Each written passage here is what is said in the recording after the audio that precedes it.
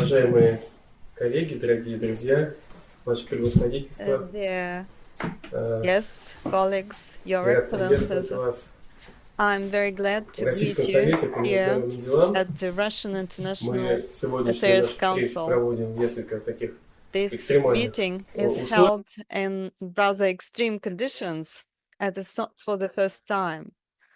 As you know, we are all very concerned about the escalation of the conflict between Israel and Iran. And we have received information that a group of experts that visited Iran and stayed in Iran during this weekend, they were to participate in a number of events, and they've been successfully evacuated. And Yulia Melnikova was in that group, and we are really very happy that everything is okay with our friends and colleagues and with our compatriots. Whom I mean more the symphonic orchestra and other people. So thanks to very efficient actions by the Minister of Foreign Affairs and our colleagues from Iran, and with the support of the Azerbaijani government, we've managed to evacuate the people, and we managed to avoid human losses of human life. That's why, because of these events, there are some changes in the program. For example, Mr. Rybkov and his colleague won't be able come as it was scheduled, though they've written that they will make a huge attempt to join us.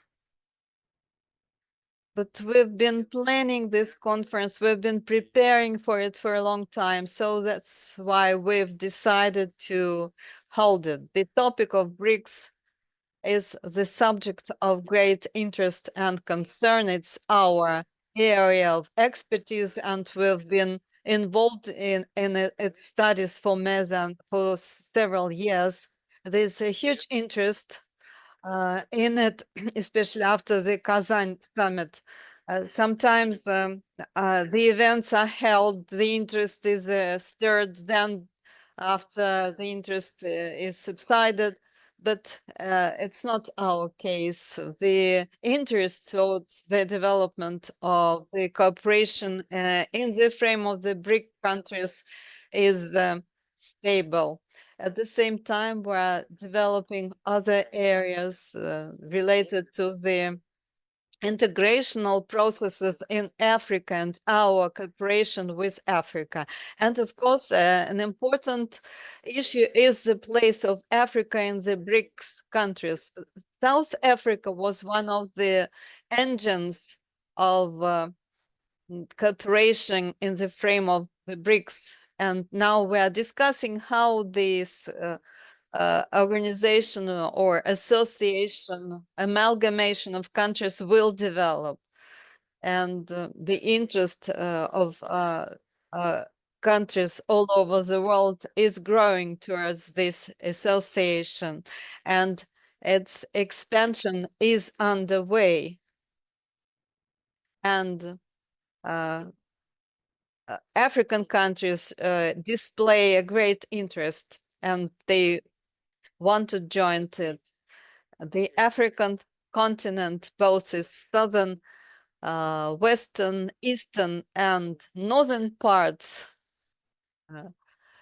demonstrate sustained high rates of growth, and any growth is accompanied by a number of problems, as you understand. Political problems, economic problems, and sometimes they are perceived as something permanent, but we'll see that we'll be able to cope with all these difficulties.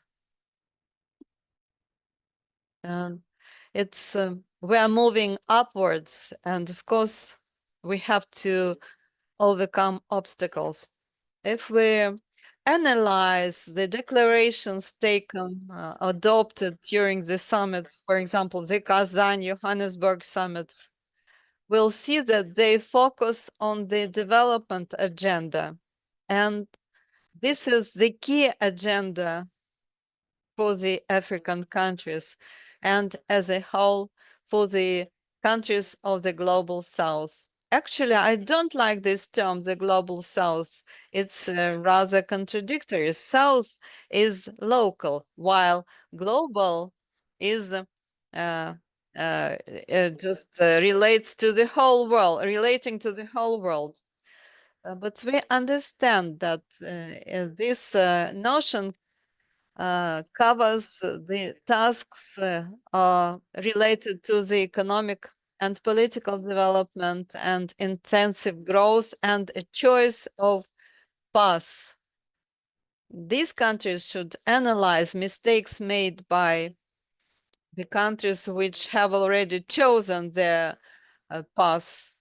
And on the basis of this analysis, they should develop new strategies.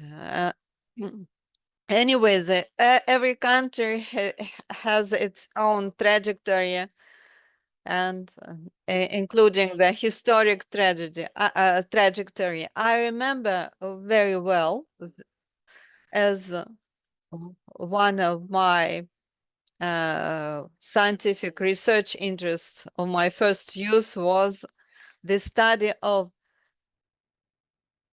influence of historic and institutional trajectory on the development.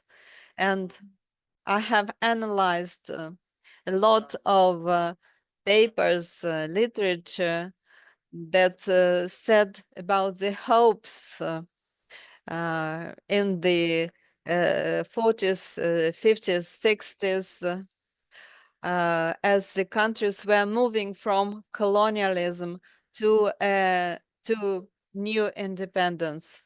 But in reality, these countries were confronted with very serious challenges. Of course, there are the prospects of development, and they are quite positive, but there are many stumble blocks, and the influence of the legacy of the past is serious, is felt in their development. So these were my introductory remarks. I'd say rather lengthy, maybe a little bit redundant. So I'd like to stress that we value very much cooperation, our cooperation with the Institute of the African Studies. And we see as the Institute is changing, is making progress, and is our leader in this area, despite all the problems. And we are able to confront, to resolve these problems. And this institute is just the point of reference and a point where all experts come together. So we need to combine both country-based and functional and problematic approaches. And we have to combine the these various interests, and we should focus on the role of the BRICS and on the role of African countries in the BRICS. So we prepare together with the Institute various analytical materials, and the Institute's head is the member of the Russian Academy of Sciences. So this event will promote our cooperation. And now I'd like to give floor to Natalia Alexandrovna Zhilitsa, Deputy Head of the Director of Science and Research of the Institute of African Studies. Thank you very much. There are some technical issues. We are very glad that we develop cooperation with your council, and we value these opportunities to have a chance to discuss the problems. Dear colleagues, your excellencies, let me greet you on behalf of the Institute of the African Studies and to open this conference organized by our young colleagues from the Institute of Center for the BRICS Studies. So these problems are very important for today, as the world is going through a lot of turbulence and uncertainties. We are witnesses of the formation of a new system of international relations. And we are coming back to the problems of the 70s years ago. So the conference is marking the anniversary of the Bandung Conference. That's the start of the fight against colonialism and the development of new sovereign states. Over the last 70 years, we see that the problem has not been resolved, mm, and it's again confronting us. That means that the problems of colonialism and decolonization are very relevant, of great relevance today, and the role of the BRICS countries in overcoming these consequences and of moving towards a new world order is becoming more and more significant, and this role, the BRICS countries' role, will be growing. While I'm talking today about colonialism and decolonization, in the 1920s, half of the land was represented by the colonies of the Western states. The process of decolonization took place in the 18th, 19th century, but we can speak about a more profound process. I'd say that we've witnessed 500 years of westernization of the whole world, because the Western countries imposed their values they called universal values, and they shaped the world order other countries had to live in. To overcome all the consequences of this westernization, we need a lot of effort at time, and many countries should take part in it. And this is how I see the purpose, the objective of the BRICS countries. First of all, to make a contribution in understanding of the processes and to come to decisions how to cope with this westernization, to put an end to the ideology of Western countries based on cultural superiority and on racism. Universal concepts of European states had a negative consequence for the current world development. Why? Because young, newly liberated states that received independence in the 60s of the 20th century, they understood themselves as part of the Western system, and they perceived this system as a paragon, as an example, and they didn't see any other ways to build into the system. So 70 years have passed, and these countries start to realize that they need to find new ways in order to cope with such a westernization, and the position of the so-called universal values and rules And the nations, the peoples of Africa are making an attempt to come back to their roots and to their own values and their own models of development,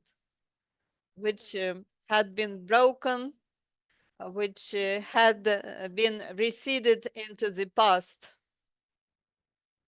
So they want to revive the authentic models and values, and only such models can serve as the basis for a new world order system. And why did we establish the BRICS countries? Now we understand it's more clearly. It will take a lot of time to build a new world order, but you can understand that to cope something that lasted for 500 years will need also an extended period of time to cope, to get rid of these consequences. And so we need to understand the roots causes and the roots of these problems and try to cope with them together. That's why we need such discussions as the discussion of historic roots, historic reasons. So the problems of BRICS is important today because it gives us an understanding of the direction we move and what are our first steps on the way. I'd like to thank you for your attention, and I'd like to wish the conference success and to help it understand historic uh, uh, trends and to find ways for the future. Thank you very much. So, dear colleagues, thank you very much for such important introduction and for your speech, Ivan Nikolaevich. Thank you very much, Natalia Alexandrovna. Thank you very much again for these very important moments you underlined. And thank you that you stressed that conference is due to 70th anniversary of Bandung Conference, and we will talk about this today. So BRICS is continuing the values and ideas of Bandung. So it will be very interesting to discuss. And now, dear colleagues, let me give you the floor. His Excellency, the extraordinary and planetary ambassador of Egypt in Russia, Mr. Bakhaldin.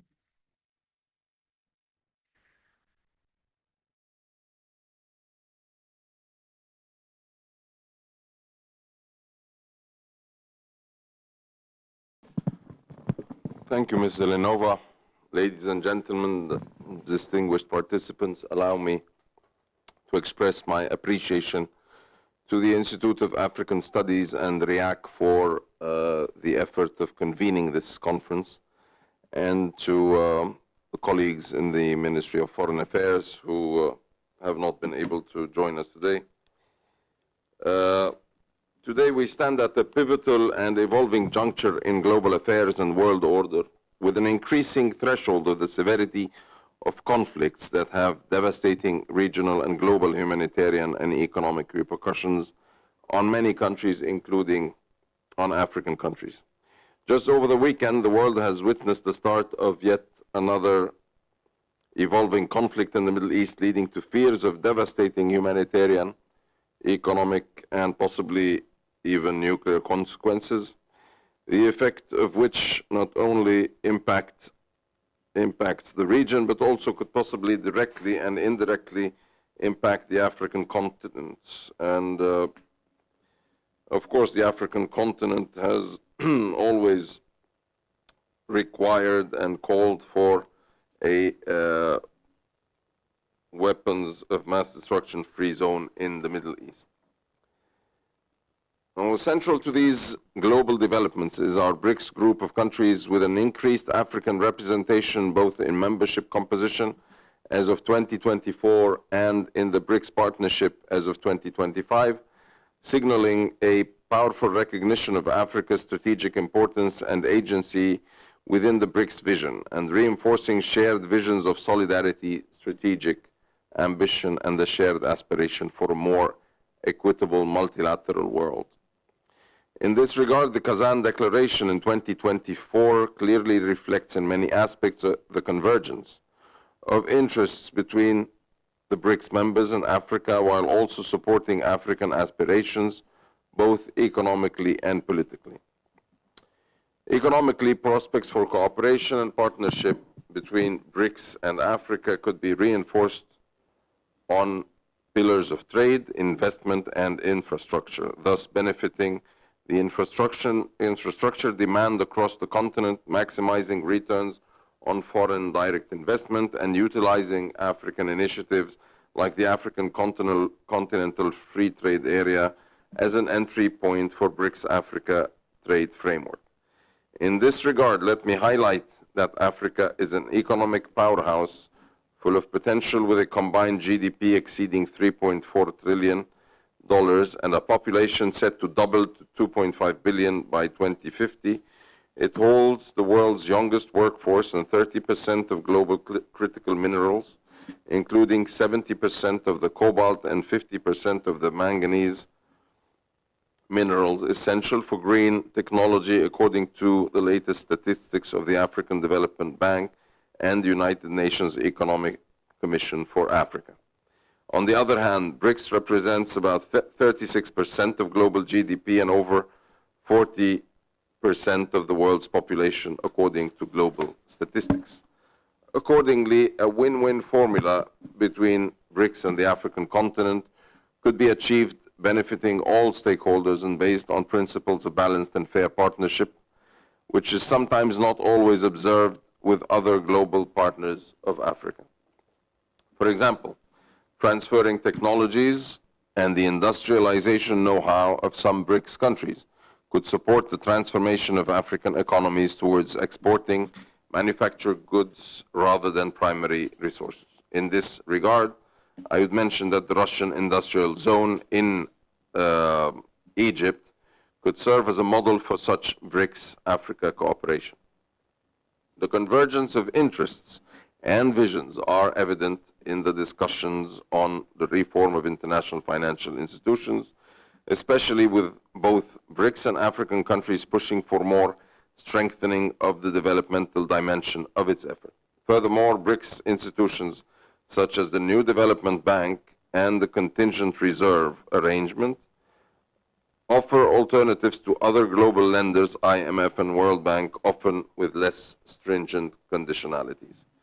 Politically, the convergence of interests and shared vision extends to peace and security priorities of Africa, with BRICS countries, as reflected in the Kazan Summit Declaration, supported efforts to resolve conflicts and eradicate the threat of terrorism across the continent, while also supporting Africa's position on the reform of the United Nations, with all BRICS countries specifically supporting the Eswatini Consensus and CIRT Declaration. Against this backdrop of obvious convergence of interests and visions between BRICS and Africa, of which I have only mentioned some examples, I believe a pathway of tremendous opportunities exists based on shared prosperity, mutual respect, and a reimagined global system benefiting the strategic interests of the parties involved. I would like to thank you very much for your attention, and unfortunately I have to excuse myself as my schedule is under pressure today, so my colleague, Councillor Muhammad Halima, will just represent me for the rest of the meeting. Thank you very much. Большое спасибо, Ваше Превосходительство. Спасибо, что нашли время выступить. Very much, Your Excellency. Thank you that you found time and make a presentation, a speech today. Now I'd like to give floor to the Doctor of Historical Sciences, the senior researcher, Doctor honoris causa to Vladimir Shubin. We all know you, Vladimir Gennadievich, very well, so the floor is yours.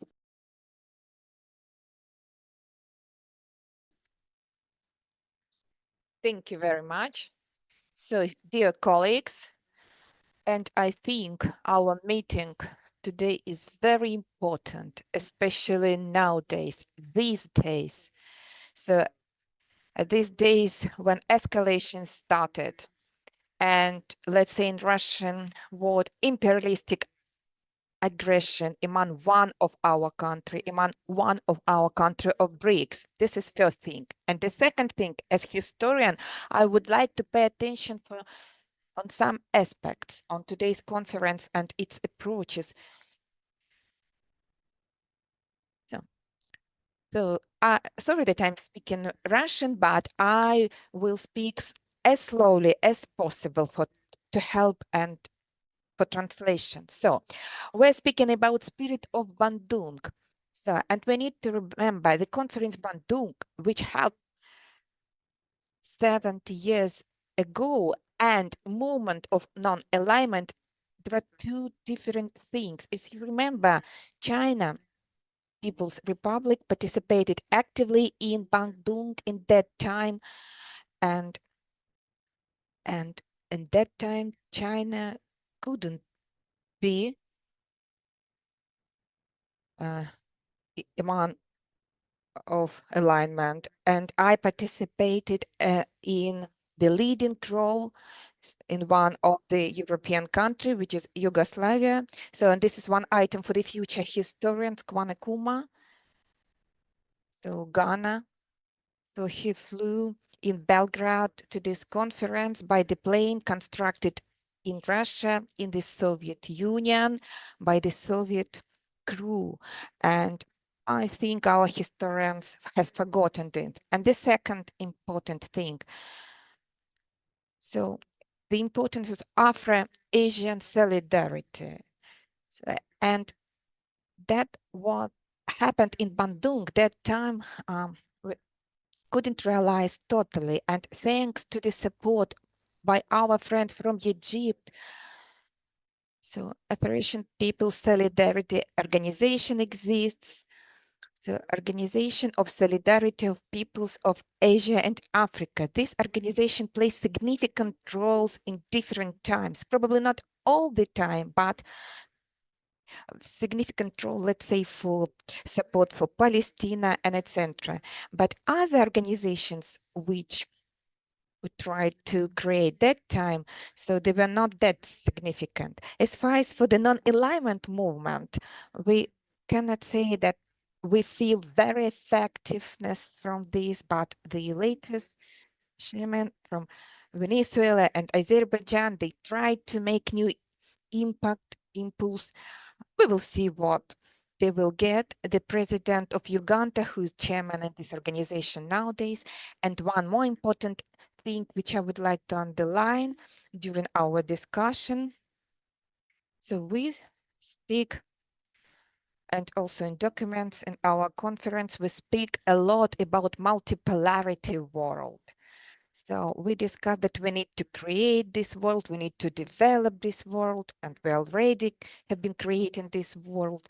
And I would like to express my opinion. Probably not everyone likes my opinion. I believe that multipolar world already existed, let's say, since 1960s.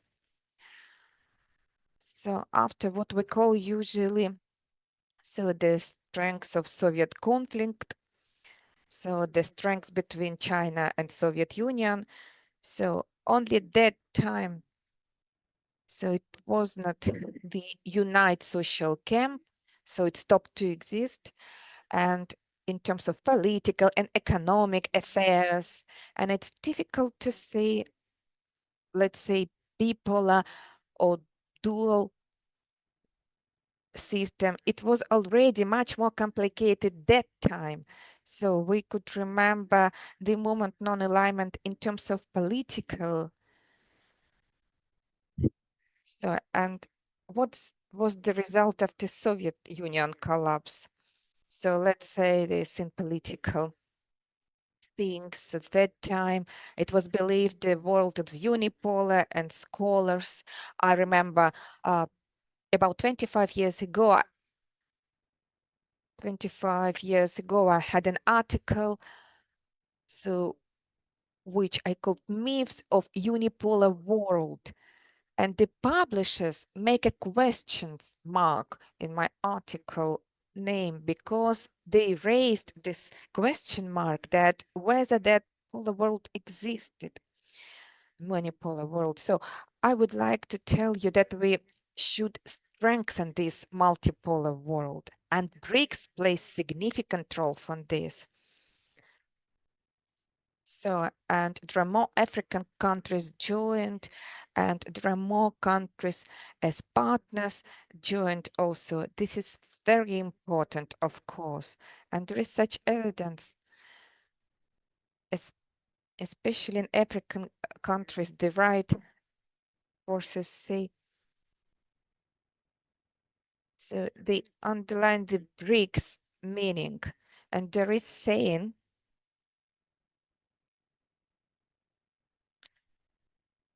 so if you can't win, if you cannot beat someone, join them.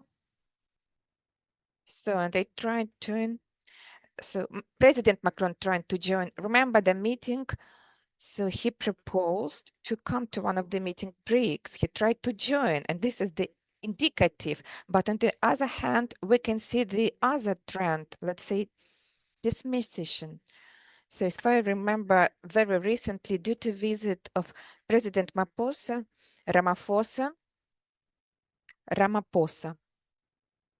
So White House said that their task is to remove Africa and come back to the Western world. And we can see this trend also, and we have to be very attentive to this. Remember what happened with Argentina. So the new government came, new president came, and we can see very sharp change in positions. Remember what happened with Saudi Arabia. So they tried to join, they didn't join. And unfortunately, as far as I understand, not only in Latin America, but also in Africa, we can see some clashes between certain countries, and these clashes can impact this joining. So the unity between countries is really needed in BRICS, and with the participation with our friends from South Africa. Of course, we would like that South Africa plays more role in Africa and in BRICS. And I remember times of President Thabo Mbeki, and I remember those times when Hamaglambimi Zuma was the chairman of Committee of African Union. I think that those times were very valuable for Africa and as well for African future contact with BRICS. And because we are now in the scientific world, I would like to tell that the scientific attention, we don't do it enough, not journalist attention. I mean, scientific attention, we need to strengthen it. And so let's remember the Organization African Solidarity.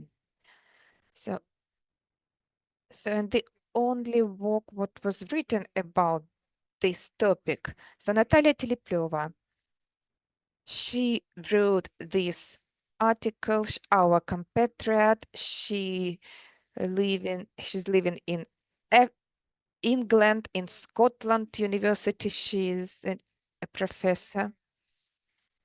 So, but I think it's not enough for the serious study of these problems, of these issues, the same problems which were had that time and Bandung time, and those failures which we experienced that time, and difficulties and obstacles, they demand more movements to be more active and raise more thoughts and discuss it. Thank you for attention.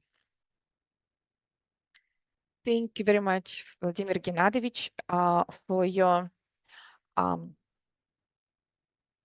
speech. Our questions will be later in this, at the end of this session.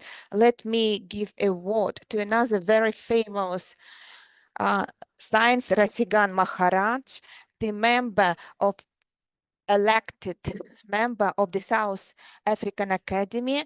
And I would like to tell the Dr. Rasigan Maharaj, he had experience in non-alignment movements and BRICS, and his practical experience is very valuable, and we are very glad to see him. Dr. Good morning, Sigan, are you colleagues. with I us? hope I'm audible. Yes, excellent. So many thanks to the organizers of this important conference for the invitation to participate in this plenary panel session. This conference is convened on the day that the peoples of South Africa and the world also commemorate the 49th anniversary of the valiant and heroic struggles of the young people of my country against racial capitalism and apartheid. On the morning of 16th of June 1976, thousands of young people, children, mobilized in the southwestern township of Johannesburg and began marching against the efforts of a racist settler colonial regime to impose their language choice upon education and training apparatus, which ostensibly sought to reproduce expropriation, extraction, and exploitation. The first massacre of these young children took place before midday and reverberated across the country and internationally.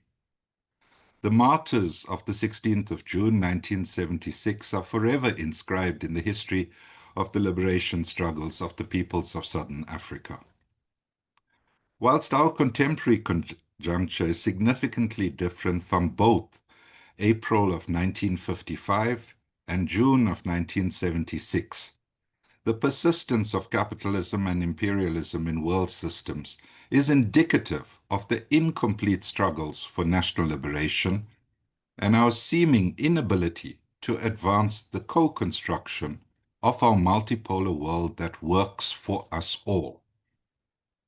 The material base of our shared precarities originate in the contradictions of our combined yet uneven developmental histories, the unequal ecological exchanges that serve to reproduce hegemony in world systems, and the array of institutional apparatuses that serve to legitimize and police the accumulation of wealth, privilege, and military power.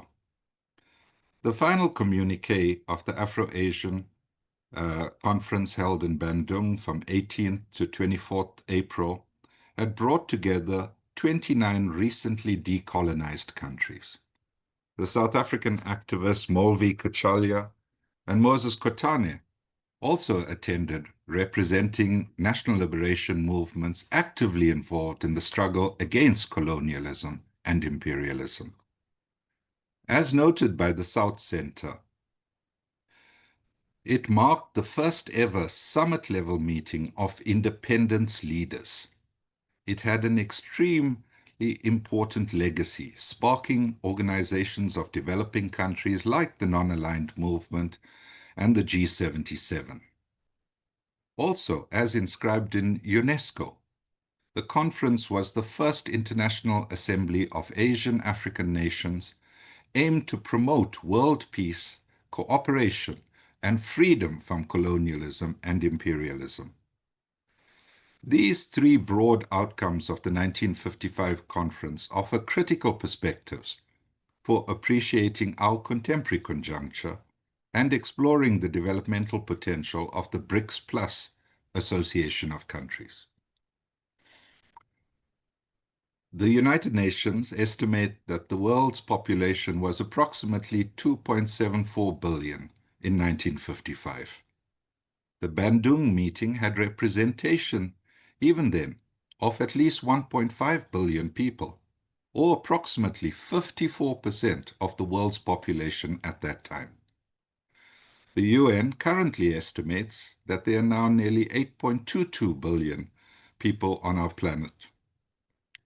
With the confirmation by the Ministry of Foreign Affairs of Brazil that Vietnam had become a partner country, the BRICS Plus Association combines together over 55% of the world's population today.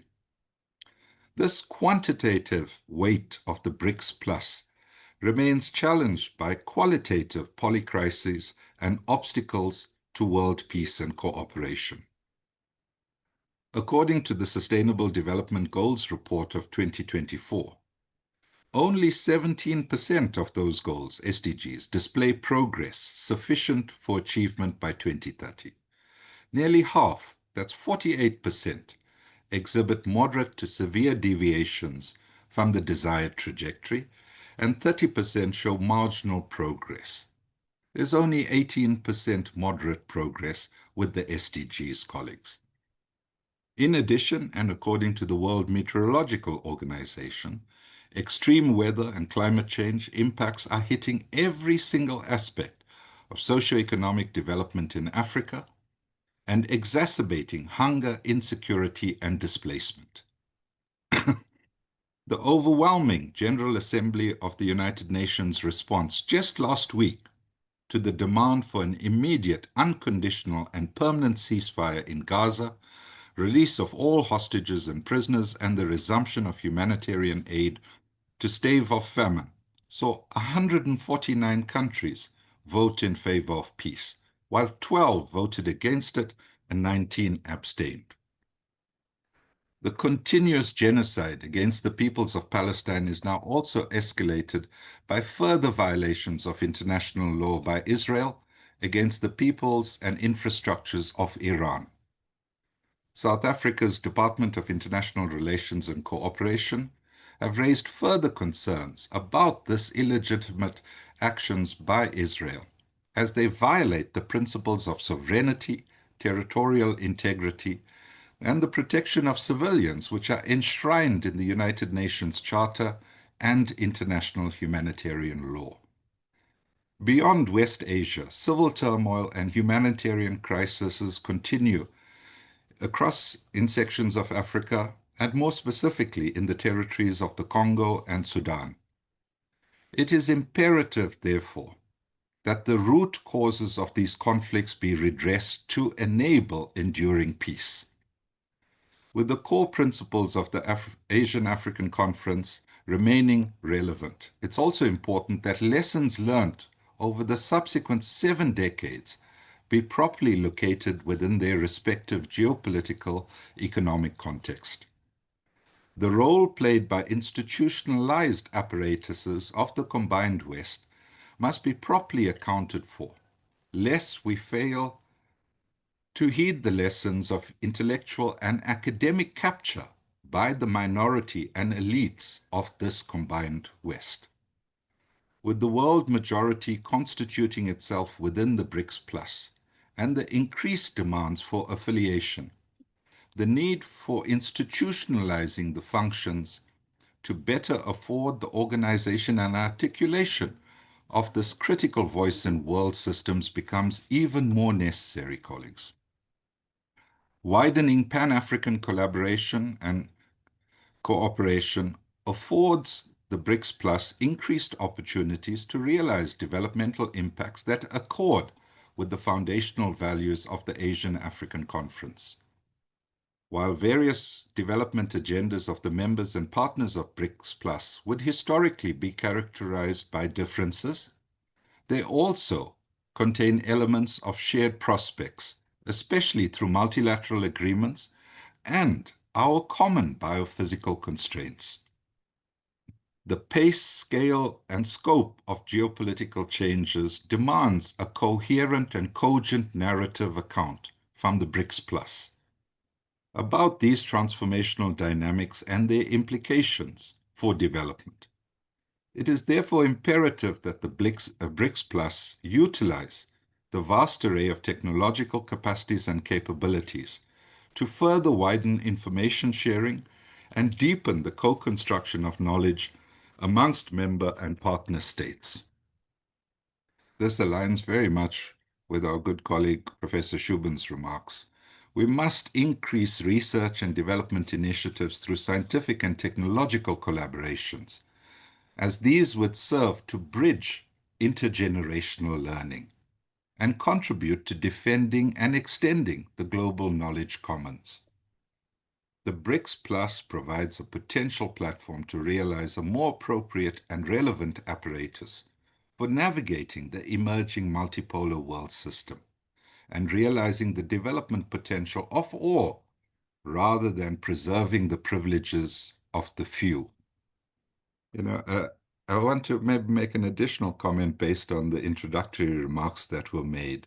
And I really would encourage for us in this conference itself to place a lot of emphasis on how we move away from the world disorder.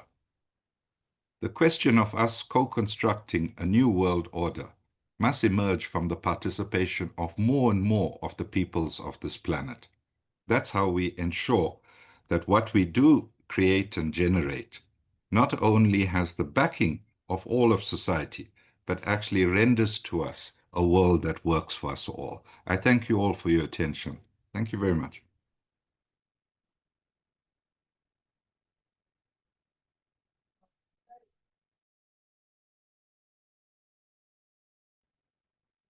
Dear Dr. Sigan Maharaj, thank you very much for your talk. And now I'd like to open discussion. There might be questions, comments. You're welcome to discuss the African vector in the BRICS countries. So please don't hesitate, raise your hand and ask any question. So while our colleagues are thinking, I'd like to make a comment as a moderator and to ask a question to our experts. I know that the South African delegation is present today, and so the question is for them, addressed to them. So the BRICS is unique in terms of the consolidation with the objective to build a fair world order.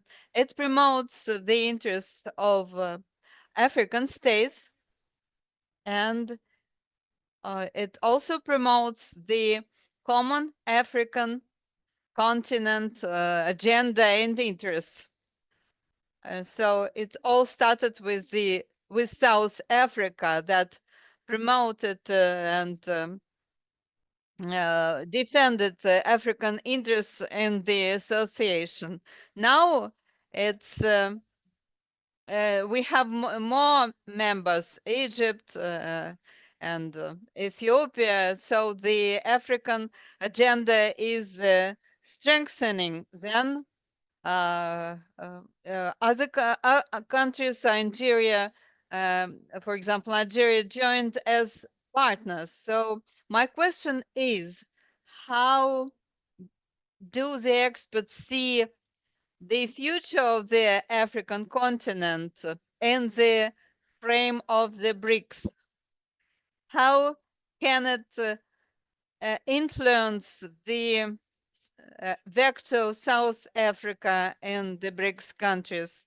And Vladimir Shubin stressed that we should enhance the influence of South Africa in the BRICS countries.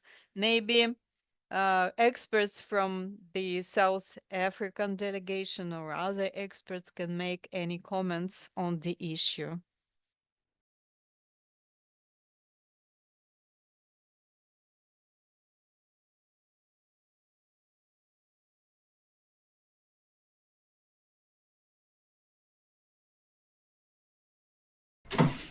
Good morning, Madam Moderator and colleagues.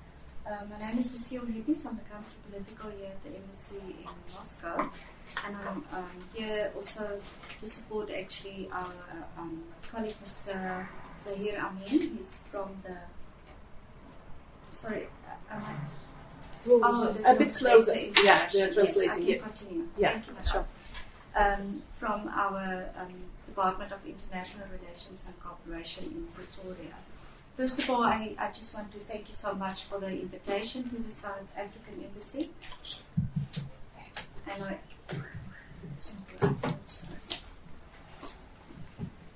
And I also just wanted to, Madam, apologize for being late this morning. We had a little car accident on the way in the taxi, so... Could you move a little bit closer to the mic? Good morning, Professor Shubin. Is this better? Okay. It's better? Thank you, sir.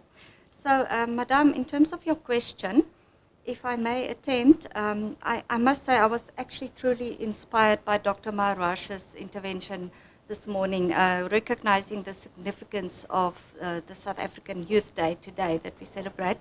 We celebrate it in the sense that there's freedom now and progress in South Africa. So even though it's an anniversary of a tragic day in the history of South Africa, we can celebrate today because our countrymen and women and our youth have prospects for a future in Africa, young continent. The youth dividend is our major asset on the continent. And this is, it was very interesting actually when there was a reference made also to the world population. In Bandung in 1955, it was fascinating actually to hear that in terms of the 54% quantitative weight. And what we have today is the peoples of the world are coming together in a group like BRICS Plus. And the reason is clearly because there's progress needed in economic advancement for the people on the continent to have job security, jobs. Employment is critical for us to move forward. And I think countries that are in the BRICS, the founding members, you know, Brazil, Russia, and Russia in particular, has a lot of scientific and technological advancement that definitely can support the African continent, South Africa in particular, to achieve our Agenda 2063 goals. We were also, as a South African Embassy, we were very inspired with the second Russia-Africa Summit held in St. Petersburg, hosted by His Excellency President Putin, when we saw that during the second Russia-Africa Summit, how much of the narrative is now geared towards the Africa that we want. So even in the BRICS partnership, we see the convergence, BRICS, Africa, where you find that the Africa that we want is an inclusive continent. It's a continent of young people where we don't necessarily choose sides outside of Africa, but we choose sides in the sense where there's progress and economic development. And for economic development to happen, you need peace and security. So even in the other comments made by the other presenters, where we say that we need to stand together in the BRICS and the African context where we eliminate and eradicate the root causes of terrorism on the continent. And so we acknowledge the comments made by the presenters, and we thank you for that. And so I think I should stop there because perhaps Professor or Dr. Maharaj might also respond to your question, Madam Moderator, and then I don't know if perhaps Mr. Amin also has a different perspective or contribution as well. Thank you so much for the opportunity once again. Thank you so much.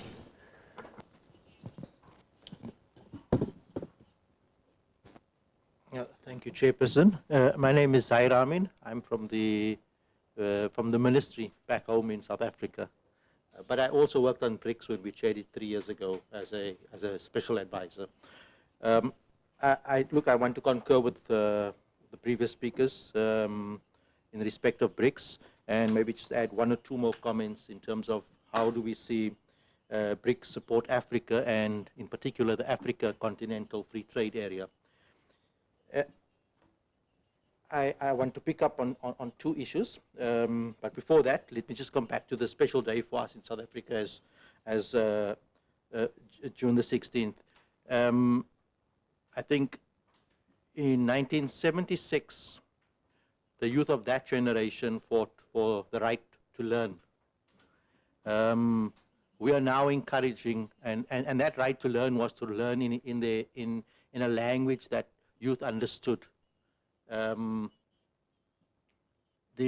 What we are pushing today and saying to our youth of today is their fight is a new one. It's the right to earn, from learn to earn. I think that's the slogan that we are, or at least the idea we are pushing. So coming back, and that I want to link back to BRICS and the Africa Continental Free Trade Area. So I think what's important and how BRICS can help us, and I want to follow up on the issue raised by my colleague on this side, is some of our BRICS countries, both the newer ones and our old BRICS friends, being Brazil, Russia, India, and China, have a lot of experience that can help us as Africa and to help us actually make the Africa Continental Free Trade Area a success. We spoke about the youth bulge, that Africa is the youngest continent in terms of people. But what we lack in Africa, and a number of challenges, let me rather say, to make that Africa Continental Free Trade Area work, can be helped by our BRICS partners. And I think the first one being infrastructural development. We need that level of support for the Africa Continental Free Trade Area to become successful. An example would be currently Africa intercontinental trade in Africa is only sitting at 17%. It's a little bit higher for Southern Africa, among Southern African countries. I think it could be at about between 20 and 21%, or maybe a little higher. But for Africa as a whole, it's 17% only. And that it's cheaper, we always argue it is cheaper for us to move to send our raw materials, our commodities, and it's more cheaper to send it to Europe than for us to sell it to a country right next to us or to export to countries right next to us. And it's precisely because of the infrastructural challenges. The saying in Africa is all railway lines lead to the harbors, and the harbors lead to Europe. And I think that's the challenge that we need to address. The other issues of harmonization of laws and etc., those things I think can be far more easily achieved.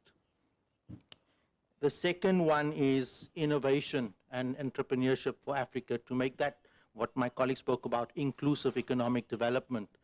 For us to be able to deal with that, again, this is where our BRICS partners can help us and assist us with the development, training our youth for the future. That in order, from that right to learn and the right to earn, to be able to earn, I think that is critical. And then the third thing is what we hope and would like our BRICS partners to help with is that we don't want an Africa economically where it's the way it's been operating for the last, I would say, 3 centuries. One of extractive economies. We want to build an inclusive economies. In other words, no longer where currently what works is all our commodities get extracted in its raw fashion, get sent to Europe. It gets it then gets sold back to us at much higher prices. We want to see beneficiation within Africa. So it's got to be a win-win in that way. I think that's critical for us for us to see the Africa Continental Free Trade Area become successful. I think I'm going to stop there. One last thing. I think the current, in terms of the current challenges, yeah, it's about the critical minerals. That was the last point I wanted to make. So, and it links to what I started out by saying. I think we need to develop, not just as Africa, but as BRICS jointly, a much more coherent and integrated and functional critical mineral strategy, because both critical minerals for energy and critical minerals for AI, because I think a lot of the current geopolitical challenges that we are facing today and the ones that we are facing in the future will relate to, is actually going to relate to critical minerals, both for energy and for artificial intelligence. So as BRICS and as Africa, we need to unite on this issue. I think I'll stop there.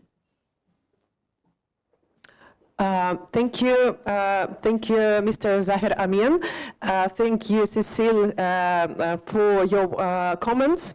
And I would like especially thank you for your time. I know that the director has a delegation in South Africa right now, so thank you very much for devoting your time and attending this conference. We appreciate it very much. And thank you for your insightful comments.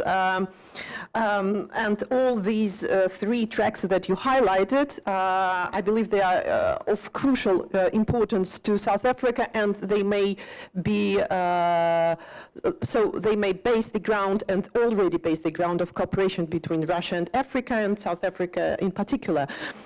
Just before I pass the word to Dr. Rasigan Maharaj, I think he raised his hand. I just want to once again to say that we really appreciate the work that you do on BRICS, and we know how you work hard to ahead of the summit that is going to happen in July, in the coming weeks, basically. So yeah, thank you once again for your input. Dr. Rasigan Maharaj, are you raising your hand still? Thanks very much, colleagues. It's just to add and complement the inputs also made by our two colleagues from South Africa, but also picking on an issue raised by Professor Shubin as well. In that engagement which took place in the White House, we were reminded about where we actually are in world systems itself. And it's quite important that when we use words, we use them carefully to indicate both in terms of where we want to get to, but that we actually appreciate where we actually are. We'd love to be starting at a place where the world in front of us, affords us better prospects. But the reality, as Zaire has just raised as well, is centuries of underdevelopment, marginalization, and exploitation will not be changed immediately, as you heard from the present incumbent in the White House, demanding that South Africa return to them. It's on that level that we must pay much more attention to how we transform our quantitative advantages into qualitative change. And here we have to really be careful. We have to be very aware that transition post-colonialism into a neo-colonial trap remains open to us, and we must do much more to avoid that. A last point for me, colleagues, on this is also to realize many of the efforts and initiatives that sprang forth from the Bandung meeting, which were followed through in the non-aligned movement and continued in the G77, brings us all the way up to the pandemic that we were all confronted by when the virus attacked us as a species. And it's important to realize that those that combined themselves into the West did not act to save lives, but act to protect their profit lines. And this is so important for us in terms of going forward. At the humanitarian level, we need to deepen our cooperation to make us more resilient, such that we produce what we require in Africa for our own survival. That, colleagues, I would add, would help us ensure that Africa advances towards the 2063 agenda that we all want and need. Thank you very much for allowing me to add this in. Спасибо, доктор Расиган Махарадж. Thank you, dear Rasigan. Doctor. У нас есть вопросы, может быть, еще комментарии из зала? Maybe there are some comments, questions from the participants. Тогда, раз вопросов больше So нет, as I can see я- that we have no вы more хотели добавить, questions. пожалуйста. Oh, you'd like to add, Конечно, okay. наш египетский коллега. So our Egyptian colleague Thank you would very like much. to And, add. I won't take much of the time, but hearing all the discussion in the room, and it brings me back to maybe my previous hat before I came here as a member of the embassy in Moscow. I was based in Addis Ababa for quite a while, and specifically on work related to the African Union. And I recall that the African Union had a lot of partnership arrangements with global partners. Some was, of course, Russia, Africa is one of the clear examples, but also China and many of the BRICS countries, non-African BRICS countries, but also the League of Arab States, the EU.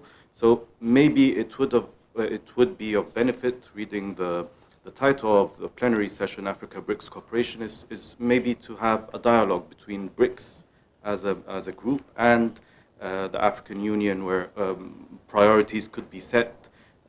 Doesn't have to be necessarily institutionalized, but at least like a policy forum where Africa could voice priorities, and BRICS countries could see where the specific convergence in priorities are and cooperation avenues.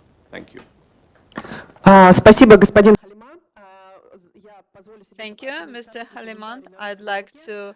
to make a short comment in brief. You touched upon the cooperation between the African Union and the BRICS countries. So I have to just advertise the work we are doing in the center of the BRICS strategy, and we'll publish an article with my colleague who would talk today, Tamara Andreeva. This article analyzes the agenda of the African Union and the conjunction of all the tracks between the African Union and the BRICS countries. We've found a lot of common points, and we come up with the proposals on how to develop the cooperation. It should not be always institutionalized. We should use soft power cooperation. For example, South Africa invited the African Union in the format of BRICS Outreach, BRICS Plus, and the number of topics that could be covered and the agenda is really enormous. And we are writing about it in detail in our paper, and we would like to continue to analyze and to study this area. Dear colleagues, if there are no comments today, so the plenary session is over. Thank you for your attention, for your efforts, for your contributions, for very important words and presentations. And we invite you for the second session. We'll start at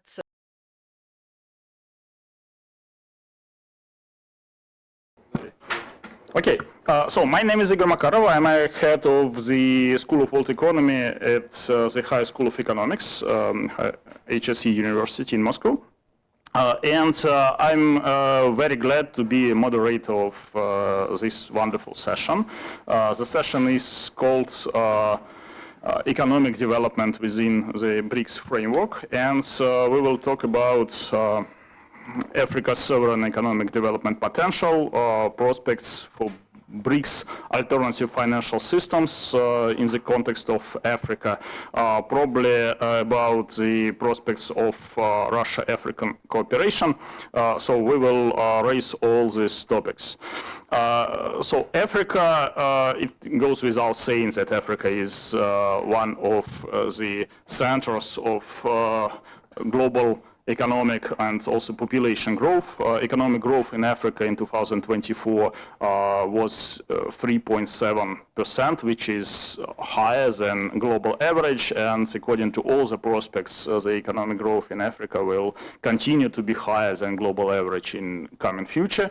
The same is with population growth. The aged population, the population added to the world in 2024 was about 71 million people, and nearly half of this volume, so 34 million people, they were born in Africa. So Africa is the center of global population growth. And of course, this economic growth and this population growth, it opens the new niches in the African economy, and these niches are open for everyone, but also for Russia, for Russian companies, and it is not surprising that Russian African trade it grows very fast, and the indicators of trade turnover in 2024, they hit the new records, and actually every year for the last years they hit the new record.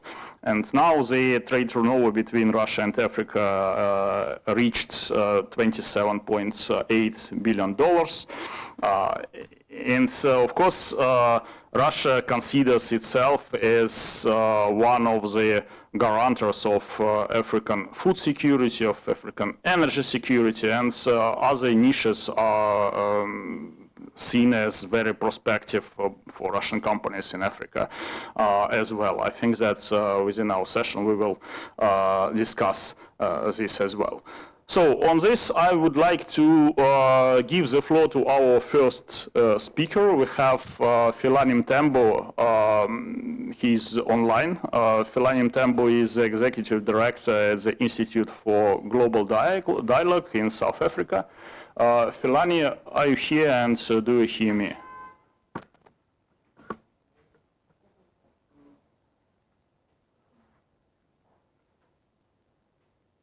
Philanyi? Dear organizers, can you tell me? Philanyi is absent so far.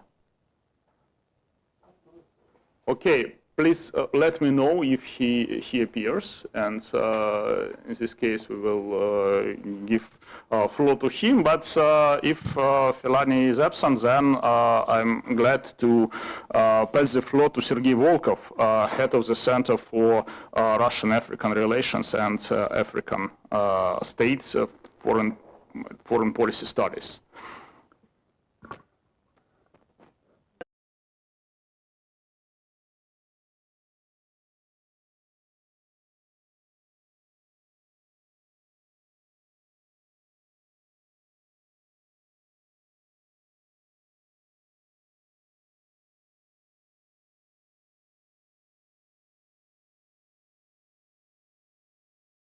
Thank you very much. Thank you for the floor given to me. I'd like to talk about the BRICS and African countries relations. These relations are very flexible. And BRICS, I would like to tell also the piece of news that Egypt invited to BRICS and to join to this organization, how it was written in the Egyptian mass media, what was enlightened, and also to speak when Egypt is going to be more active. So Egypt is the main trade and economic partner in Russia and Africa. This is a large country in terms of population, which is third place in Africa in terms of population, and fourth place in world according UN estimation. The population is more than 115 million people, and several millions living abroad. In terms of square of territory of the country, it's more than 1 million square kilometers. So it's on 13th place in Africa. peculiarity of the economy of country is sustainable economic development since 53 years past. So this is statistic up to 2023. So it was not marked no one GDP fall. So, and the average GDP growth is accounted for 5%. And I would like to underline that the growth of GDP of the latest decades declined a little bit. So, and during Abdel Fattah Sisi presidency up to 2014 up to 2023, GDP in practice increased up 54% since 2013. And the average growth is 4.4%, which is approximately twice higher than the current demographic growth. It's about 1.6-1.7% per year. And this is sustainability and dynamic of Egyptian economy can be explained its diversification and balanced. So underlying target, which is the indicative and the average annual plans in the social and economic development, and also for the ongoing economic program of development, as well as the smart administration. And also it's important to underline the realization of the large economic projects, which was realized less effectively than it was expected. If we look at GDP of Egypt and in terms of currency rate in 2024, so it was 394 billion. At quite moderate place, but if we look at the parity of the purchasing, then this picture will be different according to the parity of purchasing ability. It was $2,224 billion, and it is 17th place in the world, and the share of general GDP, of world GDP 13%, and calculating per capita, this indicator is more than 29,000 of American dollars. And since latest 10 years, this indicator was increased up to 84%. So we can see quite fast growth. So BRICS has got a participant in terms of Egypt with the big national economy, with the fast growing temp, which became actually leader of Africa. And today it's like behind the South Africa only in 2 indicators. So according to international ratings in the system of higher education and also in the system of financial system development. The invitation to join BRICS in 1st January 2024. So it was widely expressed in Egyptian mass media, and the most popular newspaper, which has anniversary this year, and Egypt Today, the magazine, the publications we can find on the official portal of Egypt. So, and article in these 2 main mass media was quite different. So, and the authors had to walk with their arguments and dialogue. If it was like this in the magazine Egypt Today, so they underlined the advantage of joining Egypt in BRICS. So explaining the advantages what will be given to Egypt, what can get Egypt if it joins to BRICS. And mostly it was stipulated from the report of the Center of Egypt, which was published in March 2023. The expectation from economic advantages, the center of the analytical center at the Egyptian government. This center works very well. And at the same time, publication about joining Egypt into BRICS in newspaper Al-Ahram, it was quite moderate, and advantages and challenges were described together. So, and challenges were described as well, what can get Egypt if it joins to BRICS. So the Counselor Hussein Karigi of the Foreign Affairs of Egypt underlined that the Egyptians want to see in BRICS the group of countries of the same thinkers who would like to, who would be able to conduct negotiations with the strong countries from the strong position and who are able to work on the changes of principles and rules of the policy of the World Bank and internationally monetary fund. And the moderate positions which were stipulated by the newspaper Al-Ahram,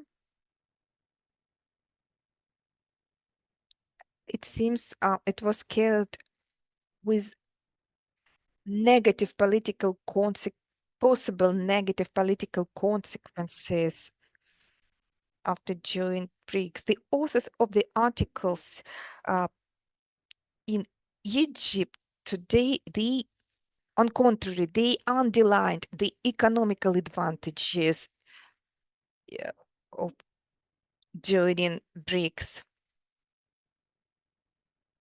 So according to this policy, Egypt makes diplomatic relationships with 190 countries and making export to 170 countries and importing from 179, and also participating in many international agreements.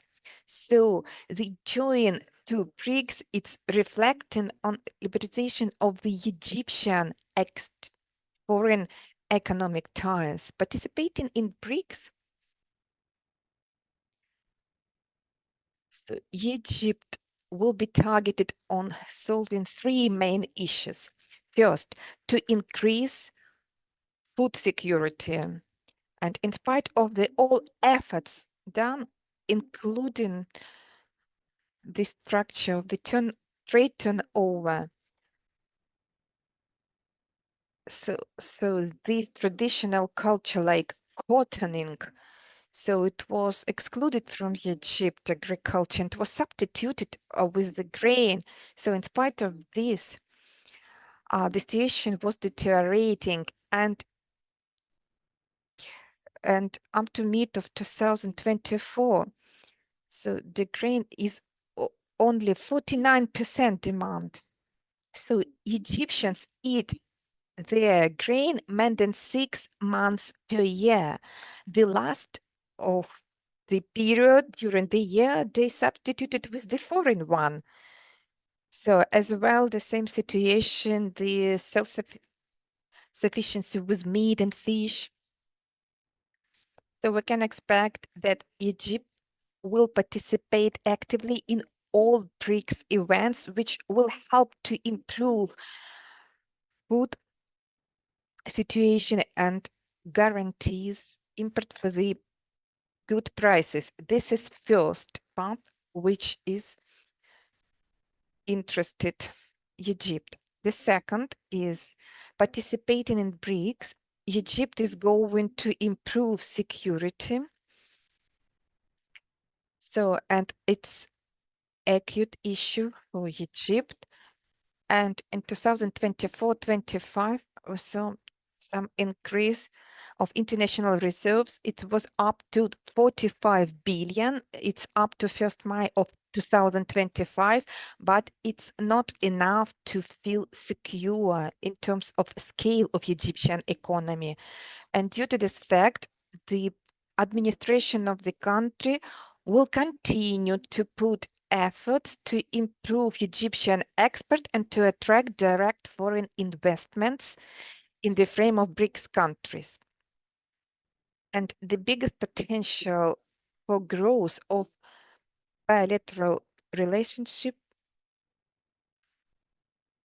is India and Egyptian relationship, because India is second in terms of scale, the trade partner of Africa. However, in Egypt, it takes 8-9 place.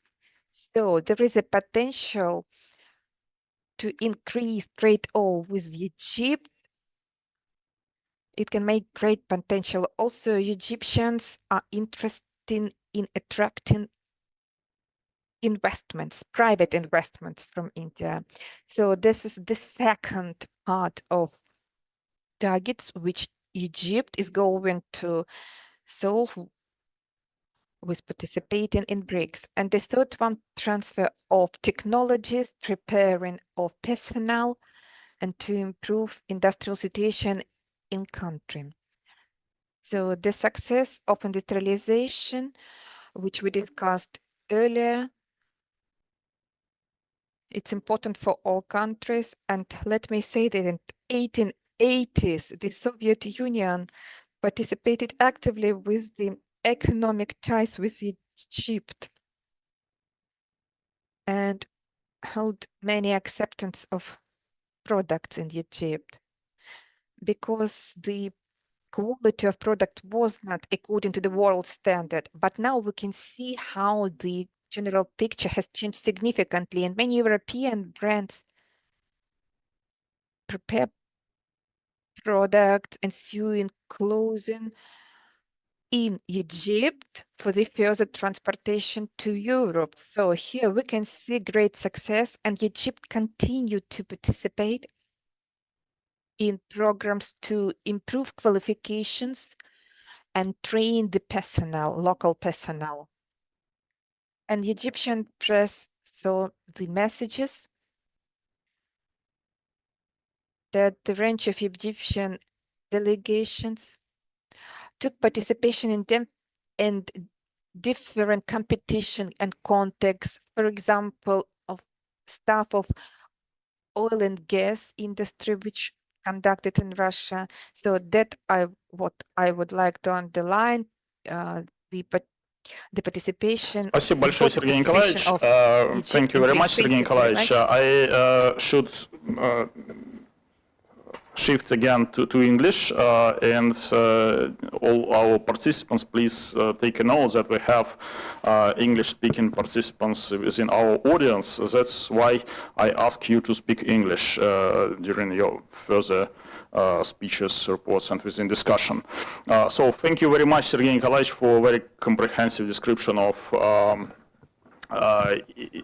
position of Egypt and motivation of its journey to BRICS and the challenges that Egypt also faces while joining to BRICS. So I think that we will have discussion at the very end of the session, because we will also have some guests from Ministry of Foreign Affairs. That's why I am not pretty sure about the timing of our session. Yes, that's why let's skip discussion right now and shift it to the very end. That's why I now want to pass the floor to our next speaker, Denis Degtyaryov, a senior researcher at the Center for Transition Economy Studies in the Institute of African Studies of Russian Academy of Sciences. Denis, are you with us? We can see Denis.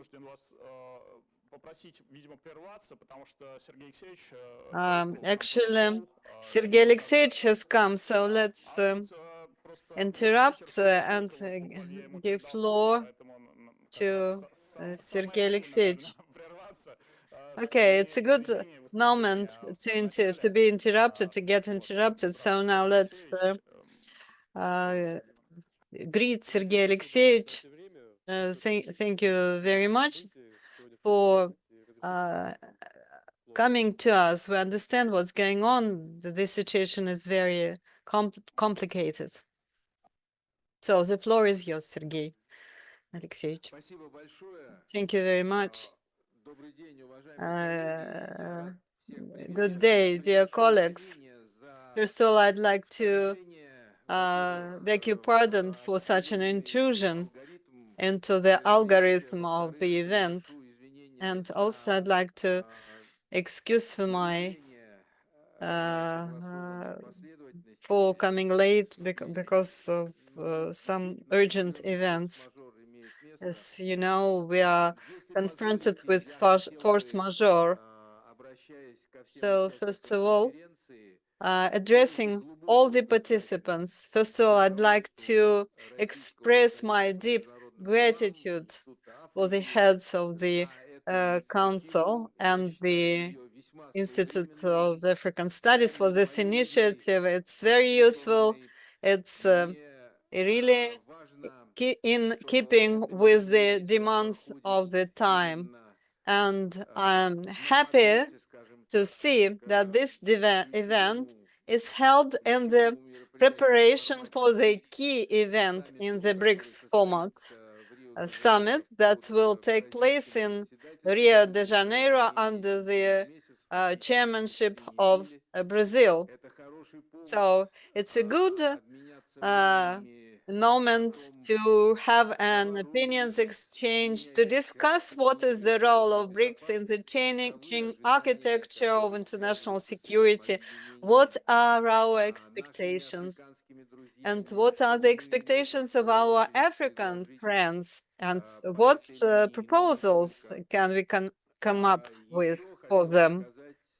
Another important thing is the following. I'd like to say on behalf of the Minister Lavrov, who knows that we have organized this meeting. So he asked to greet you here at the meeting, and he stresses the important role of Africa in this very complicated situation, and the role of Russia in the interaction with Africa is also growing, and new programs and projects are being implemented, and I hope we'll, together with our partners, will be able to implement quite successfully. And the schedule of the events of the meetings tells for itself. All this shows that we have a very tense and intense schedule reflecting our practical work. And we hope that our discussions will bring positive fruits and results. Now, I'd like to say a few words on the topic.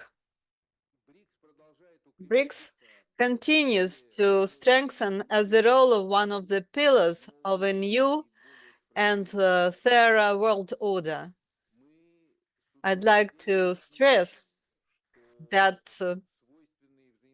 the principles such as consensus, equality, equal rights, mutual respect of interests of each other are the basis for our interaction and are supported by a great majority of the countries of the global South and East, which are trying to implement their aspirations, hopes in various formats and platforms.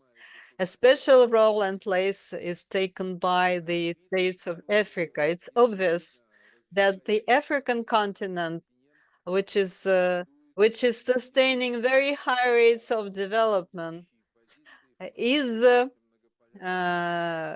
claiming to become a leader in a new multipolar architecture. And Africa is broadly represented in the BRICS format. South Africa, Egypt, and Ethiopia are very actively involved in the association, and they use all the opportunities to promote their both their national interests and the common African agenda, or global African agenda. Everybody present here knows that the outcomes of the Kazan summit instituted or established a category of BRICS partners. This January, Nigeria and Uganda joined as the partner states to the BRICS countries. They're invited to various events of the BRICS, including the meeting of ministers of foreign affairs and meetings of the expert mechanisms. It goes without saying that their representation and participation is expected at the summit in Rio de Janeiro that will be held in July this year. The contacts between the BRICS and the African Union are constant, stable, and have a long history. The states presiding in this continental organization regularly participate in the meetings of the BRICS summits in the outreach format and BRICS Plus format. In 2023, South Africa invited all the African countries into the summit in Johannesburg. In 2024, Kazan was visited by the president of Mauritania, Al Ghazouani, as the president of the African Union, and the head of the Republic of Congo, Mr. Sassou Nguesso, also participated in this summit. Their interest to participate and to cooperate with the BRICS was expressed, repeatedly expressed by the official of a whole number of African states. There are official applications which are being currently considered. So we assume that the doors of BRICS are open for all who are interested in inclusive cooperation with the association and shares its fundamental principles. There are no doubts that the practice of involvement of African countries into the various BRICS mechanisms will be extending in future. In this context, I'd like to mention a new Bank of Development, alongside with South Africa, who was one of the founders of the bank. In 2023, it was joined by Egypt and by Algeria recently it joined the bank. So Africa is one of the most promising areas of further expansion of bank shareholders' membership that will qualitatively expand the portfolio of its investment projects. Its contribution into strengthening partnership between the BRICS and Africa is being made by the African and Russian cooperation.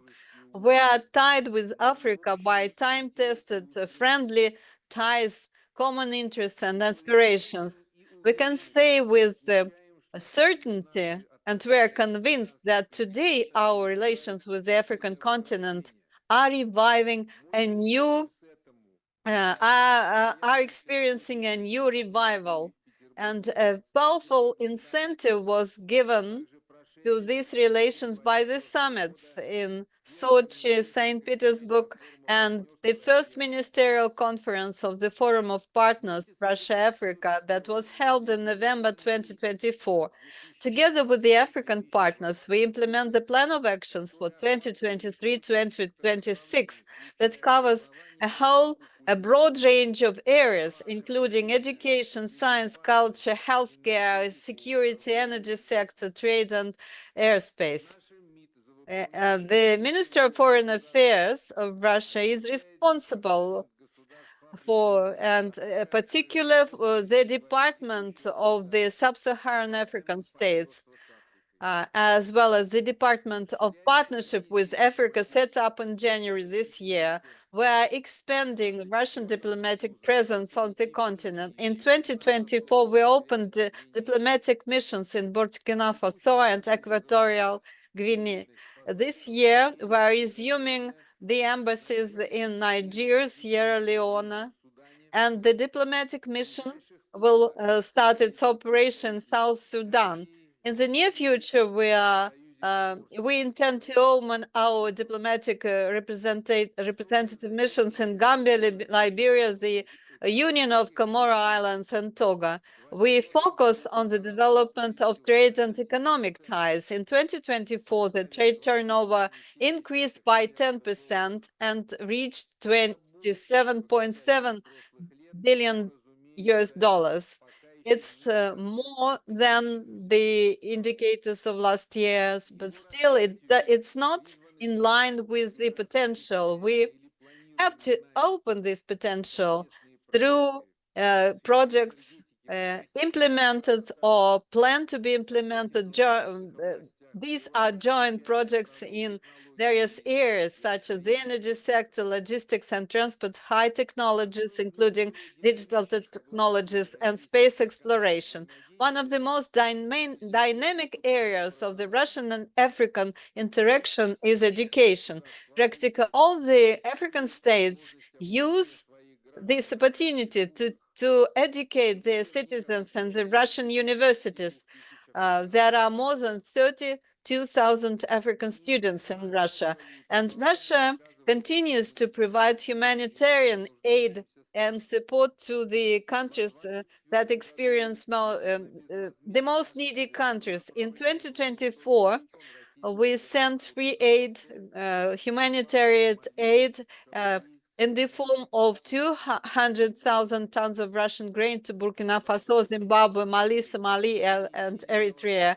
We continue supplies of fertilizers, fuels, medications, vaccines into the whole number of African states. We think that by 2024, the third summit Russia-Africa show a great variety of specific results and tangible achievements that will enable us to create foundations for further development of our relations with Africa. The key stage of the preparation for the meeting is the ministerial conference planned this year to be held in one of the African countries, and its organization is one of our priorities. It goes without saying that not only Russia focuses on Africa, other BRICS countries are also very active in developing bilateral relations with African states and interact with regional organizations. A special interest is the actions of our Chinese, Indian, Emirati partners. They promote their interests on the continent, implement important investment, cultural, educational, humanities projects. And I'm sure the conjunction of our efforts in the BRICS formats will allow us to multiply the positive effect, to give an additional incentive to the development of the poorest countries of Africa. And in conclusion, I'd like to wish all the conference participants fruitful work, interesting discussions, and to thank you for your attention. Thank you very much.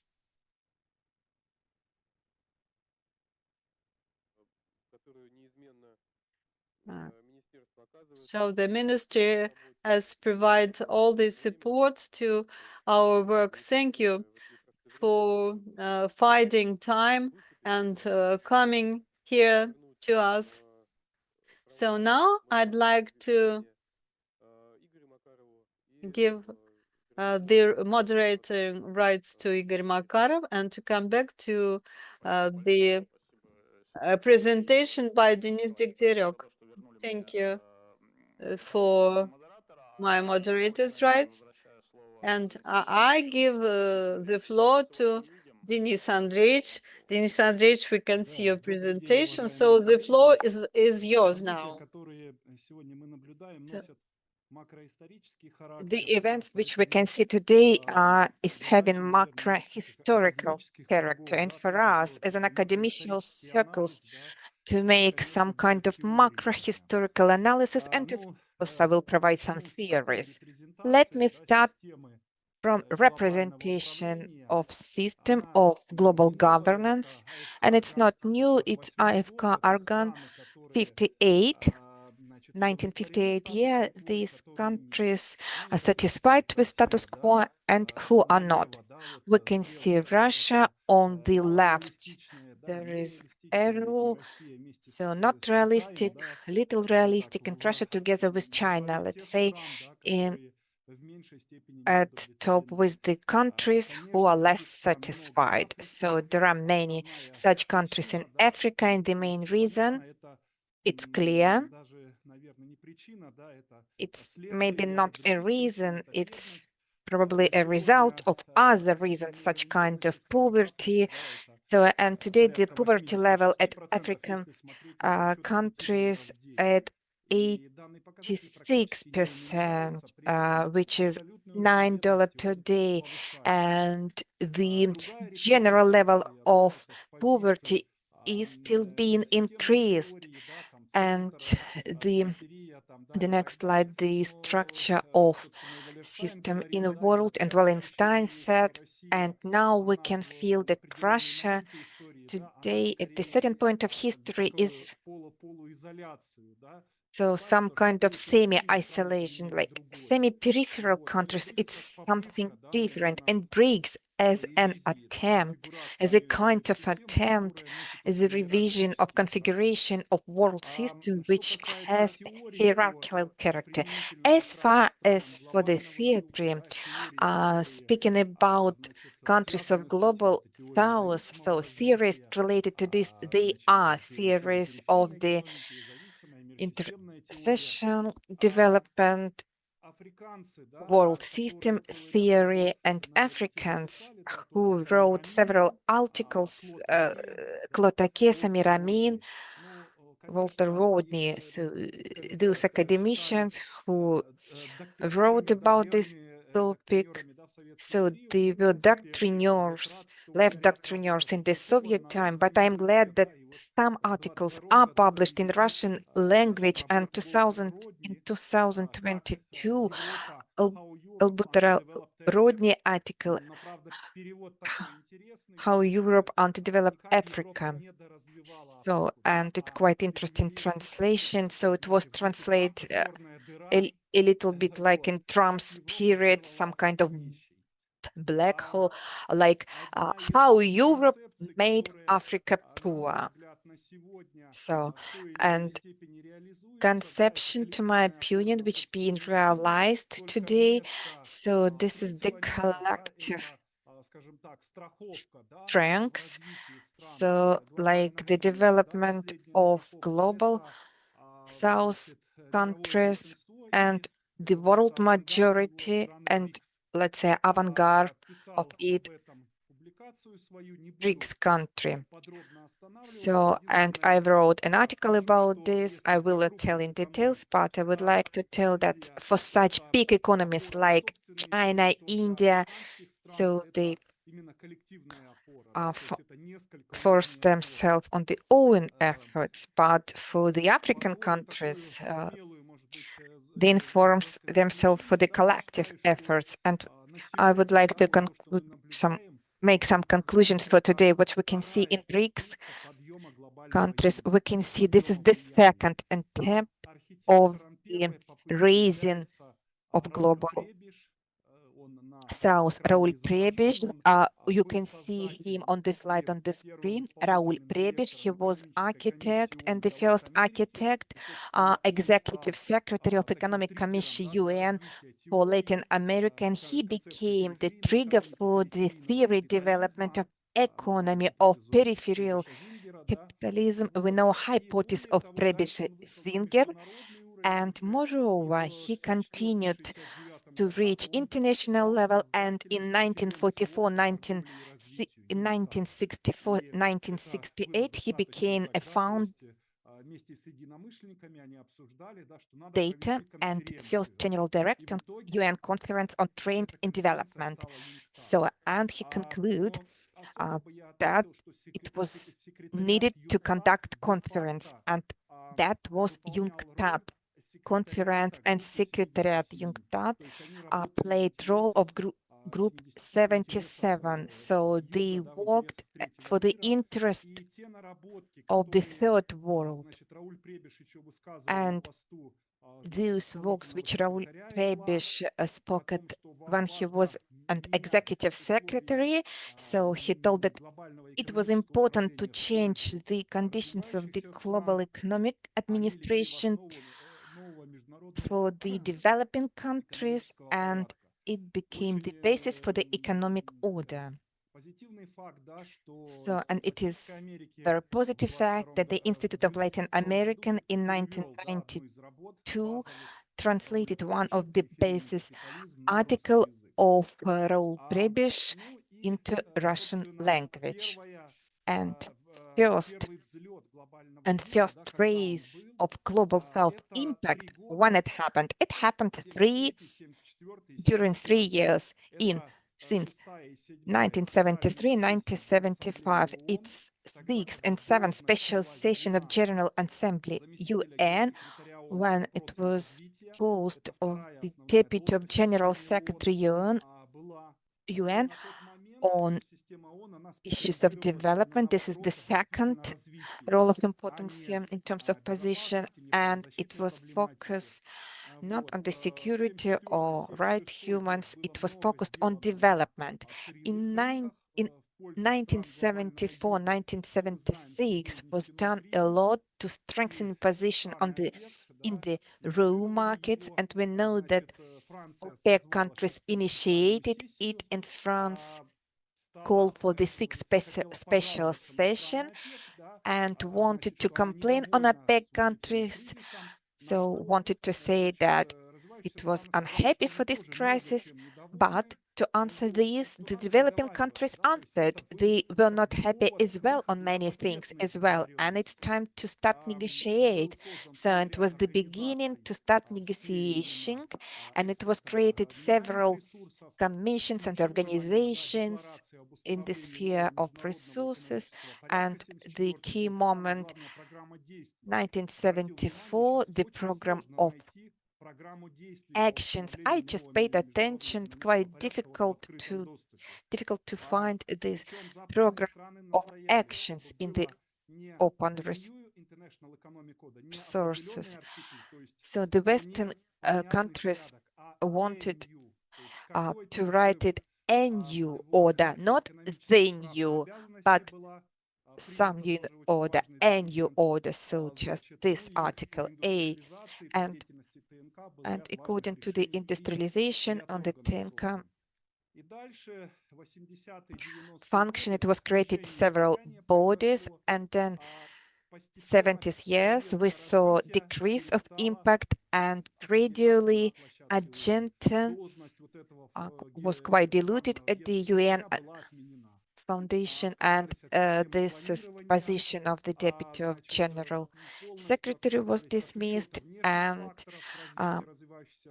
it was refused the planning system, and the USA said that UNCTAD was continued to support Group 77, and that's why it was Committee of South created, and then the other one was, but it was not that. It was quite smaller structure in terms of potentiality and opportunities. And the most critical moment was when WTO was created in 1940, the first years of existence of WTO. It was very important negotiations, but suddenly on the initiative of Argentina, it was dismissed. And in 92, mandate of organization of UNCTAD was cut, and it was attempt even to dismiss this organization. And it's very important to say that institutional protection of the interests of the South. So this is center of South, which didn't have enough financing, so at that time it was stopped. That what I would like to tell. I will not make my conclusions. You can make your conclusions. You can sum it up, but this was the first attempt of raising or the increasing impact of the countries of Global South and BRICS and many other experts, we consider this as the second attempt, and we will do everything what is possible to make it more successful. Thank you very much. Thank you very much, Denis Andreevich. Thank you for your historical review and for some historical parallels which you conducted. And I think what you say, first attempt of the Global South to understand its role in the world deals. So it was realized in the terms of idea in the center of peripheral development. But that what we can see today, this is some kind of attempt to be outframed of the center of peripheral thinking. And as far as I think, this attempt to go out of the frame of the peripheral thinking, we support this attempt, and probably there is no center of peripheral in the modern world that what was selected, let's say, 50 years ago. Dear colleagues, we have opportunity now to ask questions to Sergei Alexeyevich, who gave us his time. He was so kind, who shared with us his view with the discuss. And now, so he can answer questions. So, dear colleagues, let's use this opportunity. Let me ask this question first. So let me use my moderator power, Sergei Alexeyevich.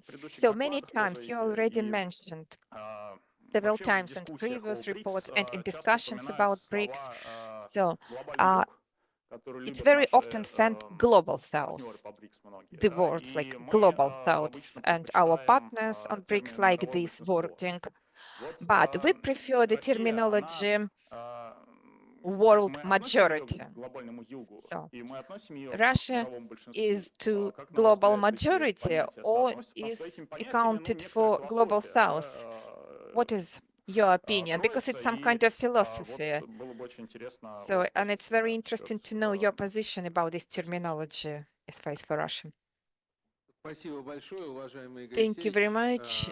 Thank you very much, dear Igor Alexeyevich. Yes, terminology and this playing with words, it makes sense. And we see this, and I think we shouldn't dramatize some kind of misunderstanding in the lexicon or confusion.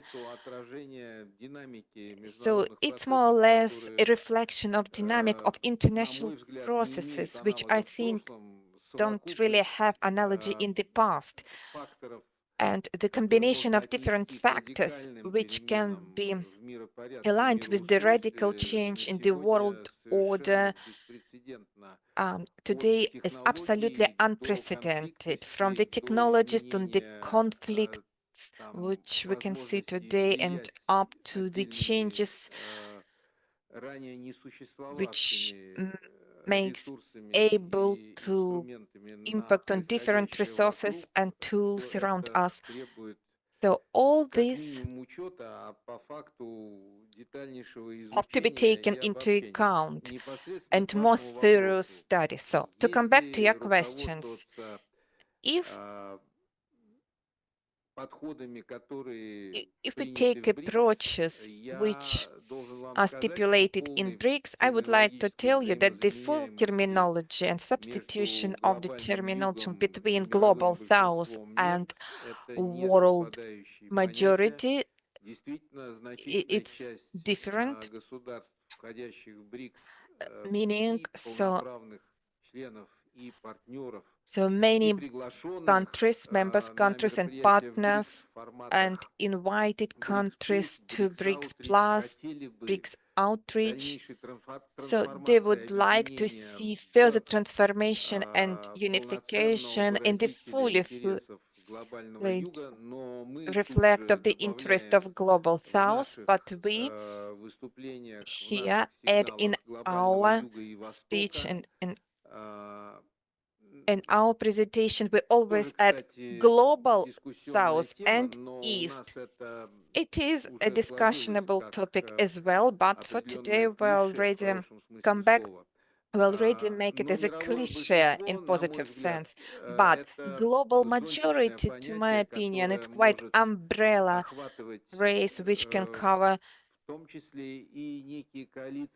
and coalition on interests. It can be situational one or more sustainable, it depending on what question is being discussed on agenda and where we are. And in terms of and configuration of this phrasing,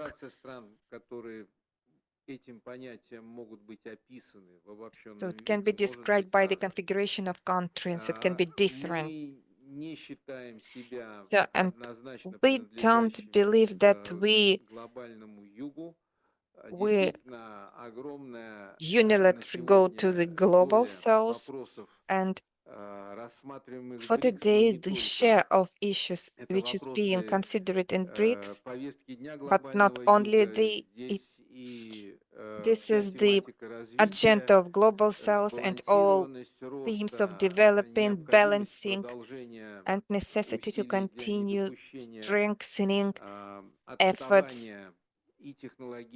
to avoid technological lag behind and resource ones. So from what we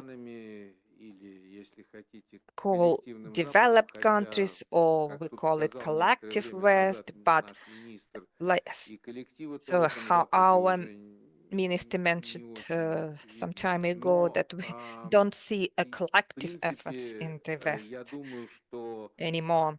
So, but nevertheless, we see that fragmentality of international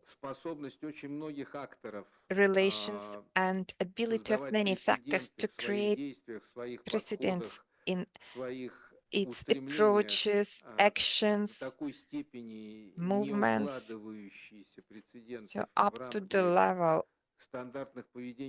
which cannot be in the frame of the standard behavioral patterns. It is some kind of challenge which can be faced by the reasonable and thinking strengths. And we would like to see that those thinking circles can be global majority, and we can show the minority the consequences of their bad decisions and attempts to change balance by uncivilized approaches and means, or even international landscape for their own benefit. Thank you very much, dear colleagues.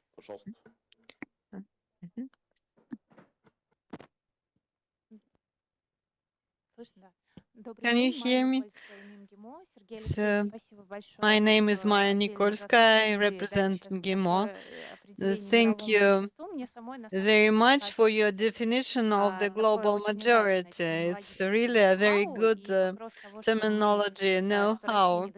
And the question is that Russia is not part to a full extent of global south, and the same goes in the other direction. The African countries do not include Russia into the global south, so whether it's global south, global north, or just a universe in its own right.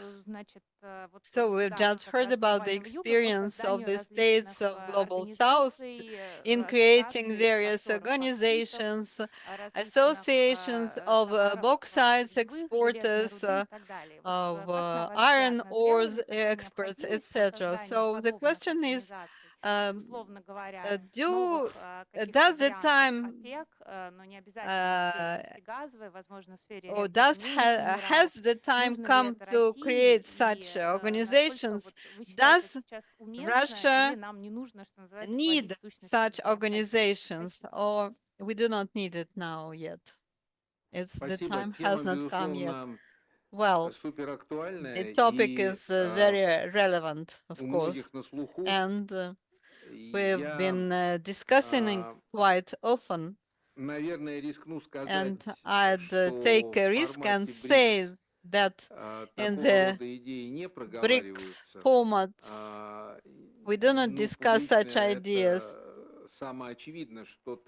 Actually, it's self-evident that such decisions, such discussions are not in the public space.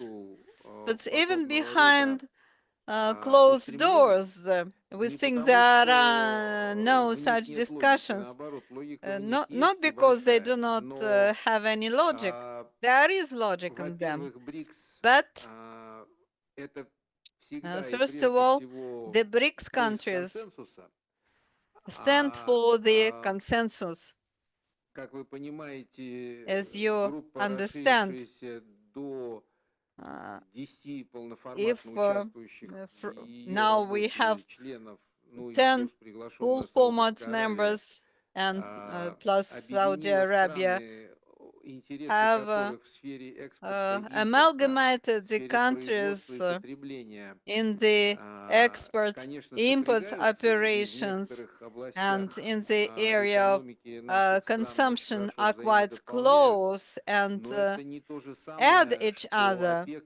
But still, we cannot compare this association to the APEC plus. So we have, we can see that interests sometimes do not coincide, quite different, and of course I cannot deny it. If we speak or look into BRICS broadly, in a broad way, we can say that a lot depends on the frames of the cooperation and the number of participants, even in a hypothetical way.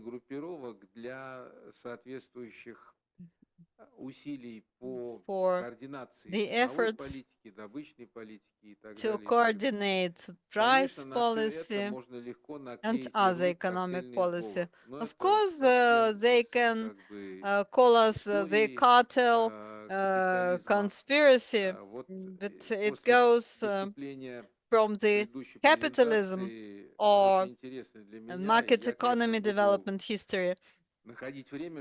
So I have to study this topic in depth. So it's, as far as I can see, we're interested in the root capitalism, which is not focused on raw materials. They do not export just raw materials in bulk. This is the capitalism that is interested in brains, in basic codes for software creation, military, space, nuclear, medicine, educational technologies. Rare earth metals play an important role in it, of course.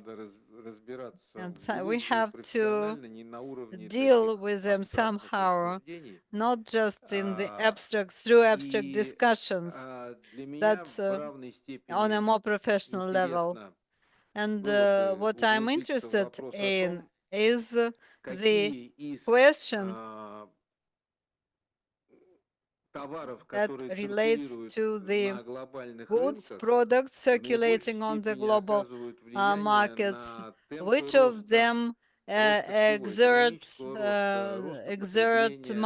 more influence on the economic development and growth, and how do they affect the climate agenda and logistical chains all these Ну, issues в нашем are современном мировом хозяйстве подвержены really колоссальным изменениям, просто огромным. are subject to enormous Экономистам changes, и and аналитикам здесь economists просто and обширнейшее поле analysts для работы.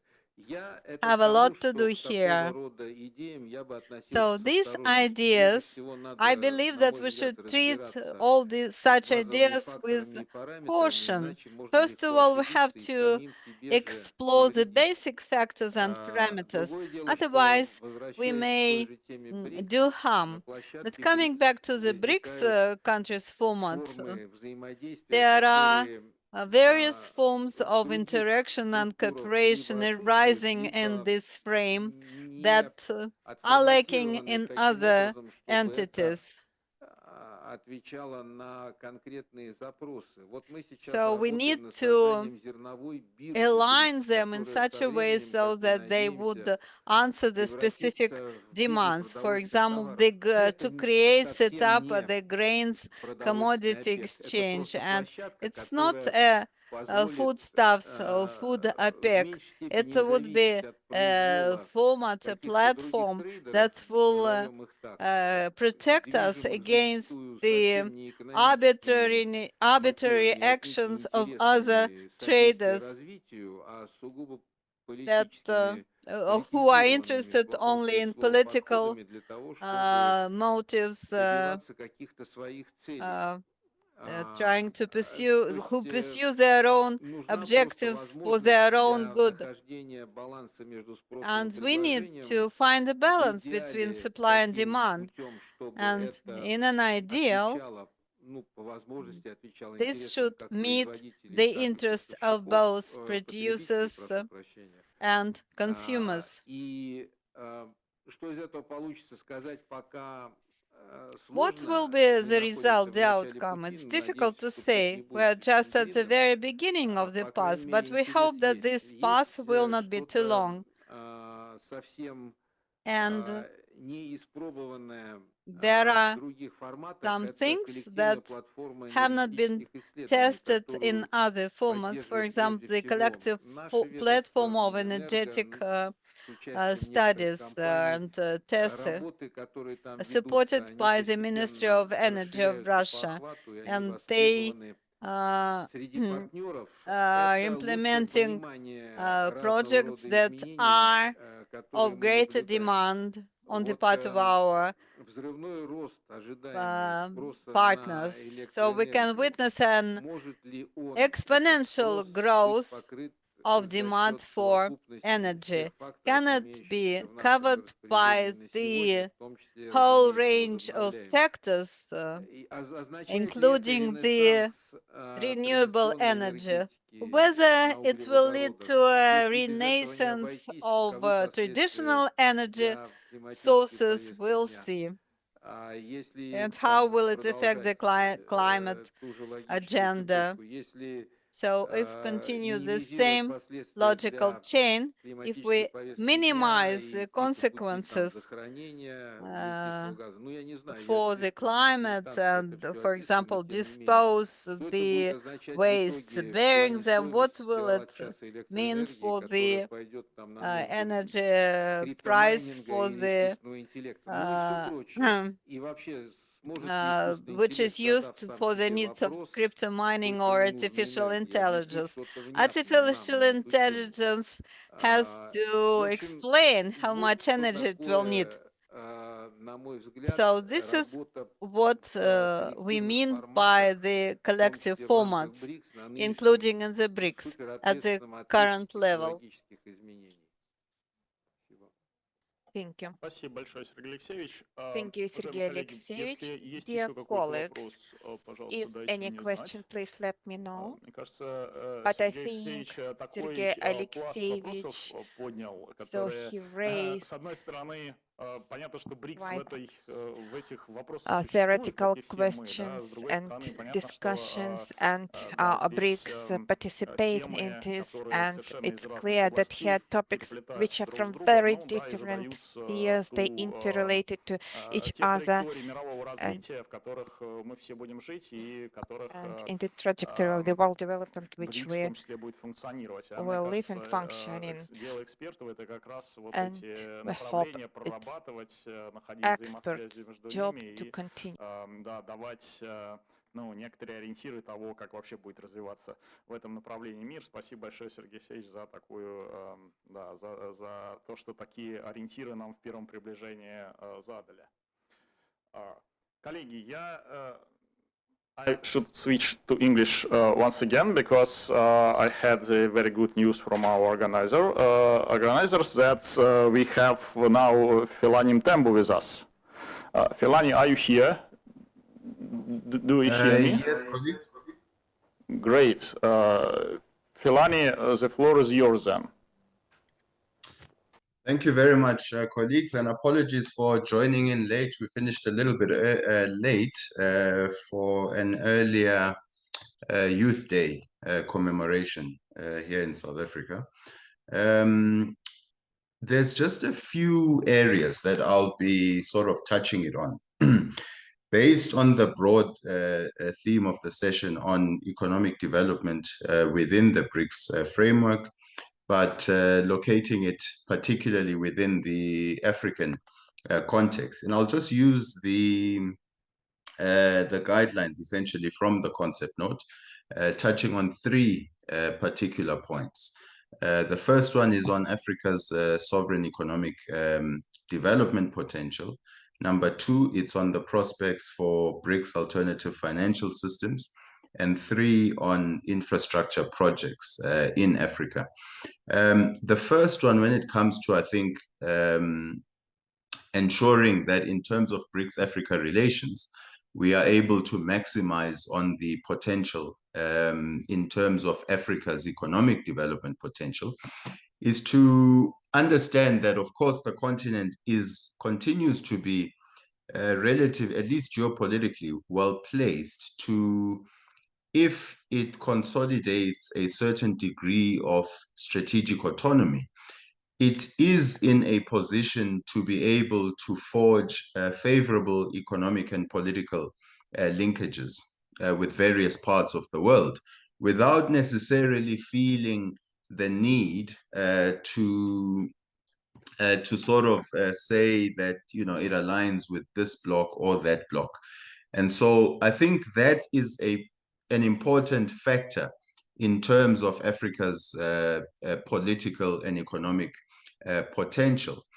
However, in order to be able to unlock that potential, it's important to backtrack a little bit first, in a sense that if we look at the aftermath of the COVID-19 pandemic, if we look at the aftermath of recent conflicts that have affected the international system, some of the biggest challenges we faced on the continent include disruptions in terms of the supply chains, include also the kinds of political pressure that the continent has faced in terms of, you know, maintaining its position of non-alignment. That's certainly been the case with regards South Africa.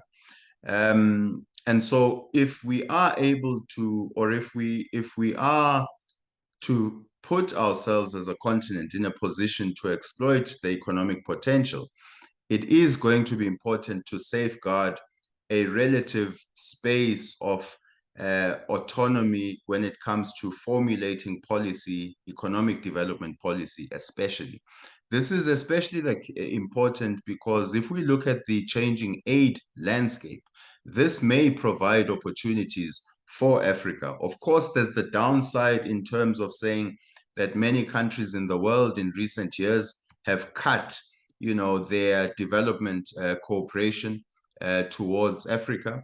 We saw the US in recent times cutting 83% of the US aid budget.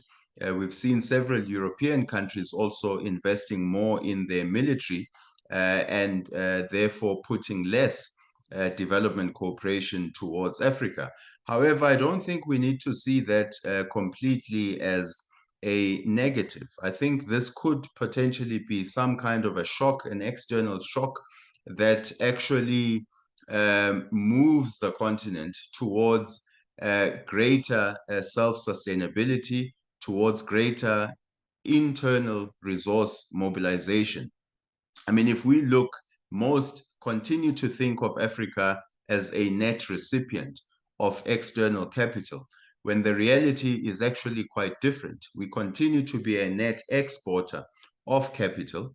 However, at times, this is also through illicit financial flows, which should, over time, be stemmed. So if African states are able to mobilize a greater degree of resources internally, that could place the continent on a better footing.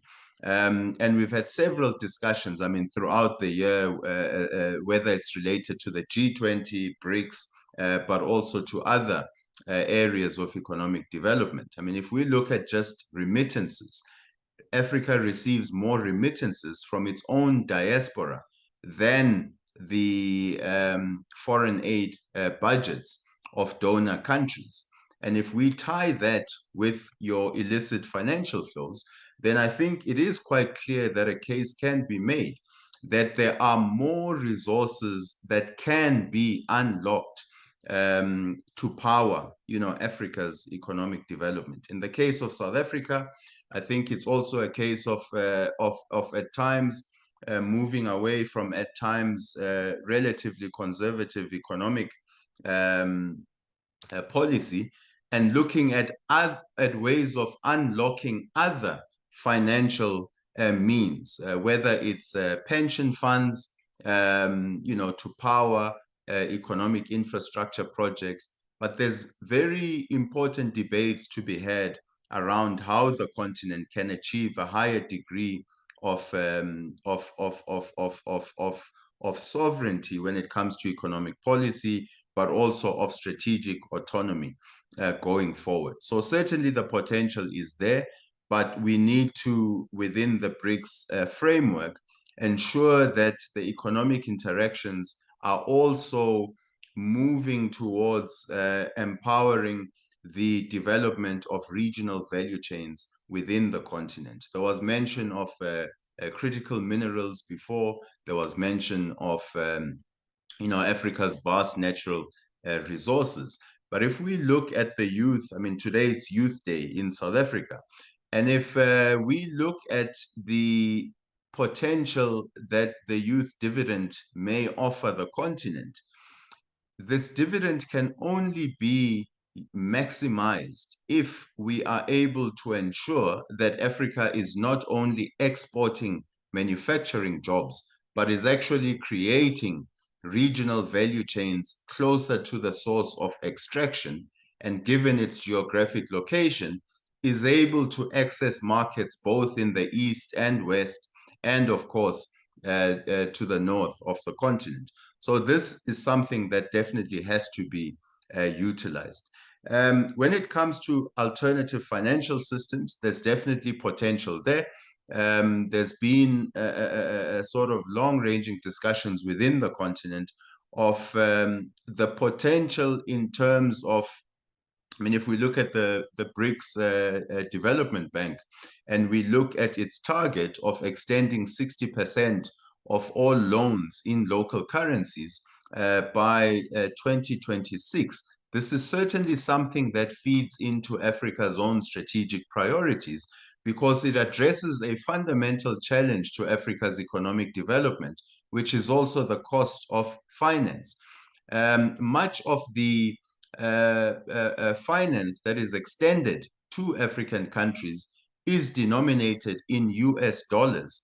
And of course, even if you get an economic package at maybe 2% interest, and it's paid back over a 15-year or a 20-year period of time, it may look relatively favorable at the time that that financial package is extended.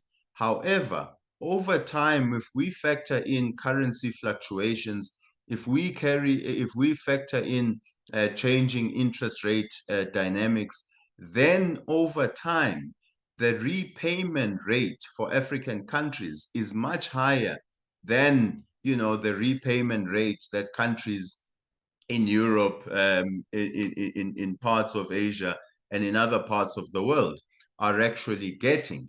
And so addressing alternative financial systems is going to be key in order to unlock, you know, Africa's economic potential.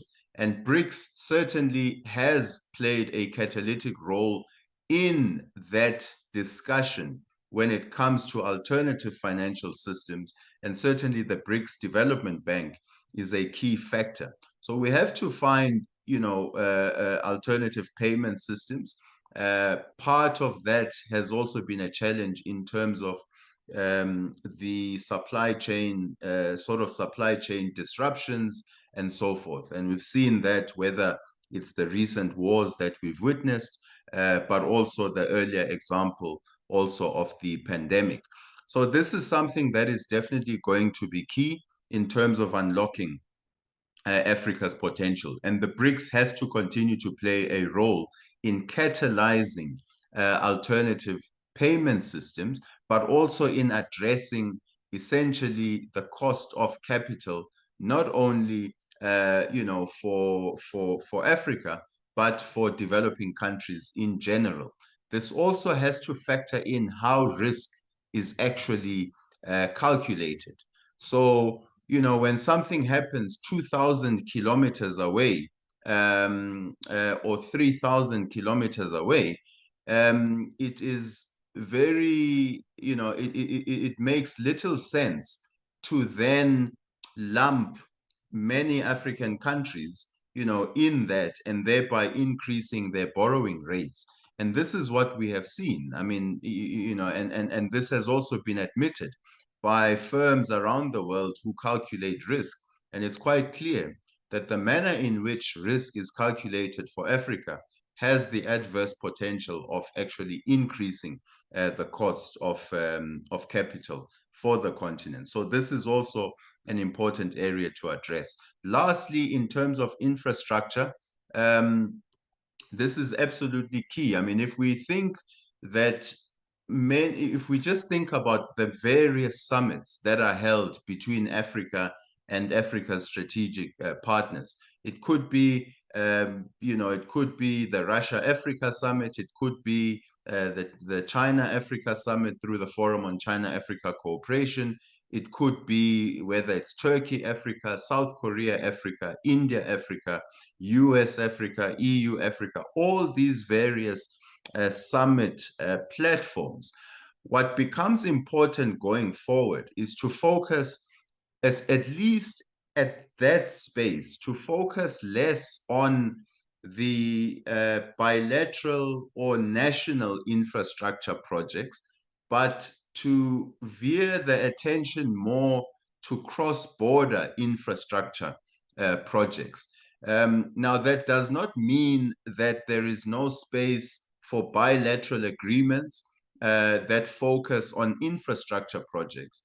However, when you have a platform that essentially convenes an entire continent with a strategic partner, it makes more sense to focus much more on interconnectivity projects that will connect the various African countries with global markets than to focus on national infrastructure projects, which can in any case be addressed through national development programs, but also through bilateral agreements between national or between sovereign countries and their interlocutors, strategic partners. So once we move the focus more towards cross-border interconnectivity projects, which can act as catalysts for greater economic development in Africa, but also which can feed into the first point that I made on enhancing Africa's strategic autonomy, then it makes more sense to move these major Africa summits to focus much more on how they can play a catalytic role in enhancing cross-border infrastructure projects in Africa. So whether it's port infrastructure, whether it's rail infrastructure, whether it's road infrastructure, the important thing is how do you connect countries in a continent that is the most landlocked continent in the world. And I think if we're moving towards that regard, we are able to address the question of how Africa can utilize its BRICS, or at least its relations with BRICS countries to enhance its own economic potential. So let me stop there. Thank you, colleagues. Thank you so much, Filani. And a special thanks for your optimistic hope that the crisis of foreign aid, at least in the existing format, may be not anything dramatic for Africa, but maybe even an impetus for like concentrating efforts on unlocking its own domestic potential. I think that it is a very valuable idea, and I also hope that it will happen. We thank again Sergei Alexeyevich for joining us, but now we should move forward, and I would like to pass the floor to our next speaker, Vasily Sidorov, Senior Researcher at the Center for BRICS African Strategy in the Institute of African Studies of the Russian Academy of Sciences. Please.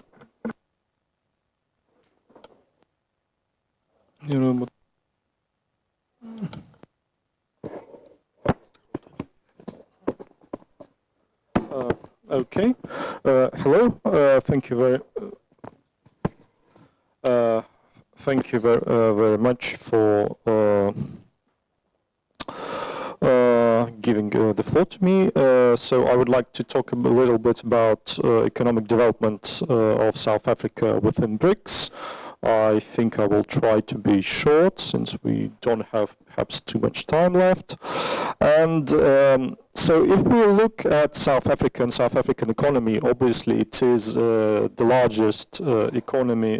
So in nominal terms, it is the largest economy on the African continent, although when we go and look at the price parity, the PPP figures, it's already the third largest. So obviously you have also Nigeria and Egypt, which are those three countries together with South Africa are the three leading economies on the African continent. And but at the same time, when we look at South Africa, we need to remember that, of course, still South Africa in many respects is the leader of the African continent in economic terms.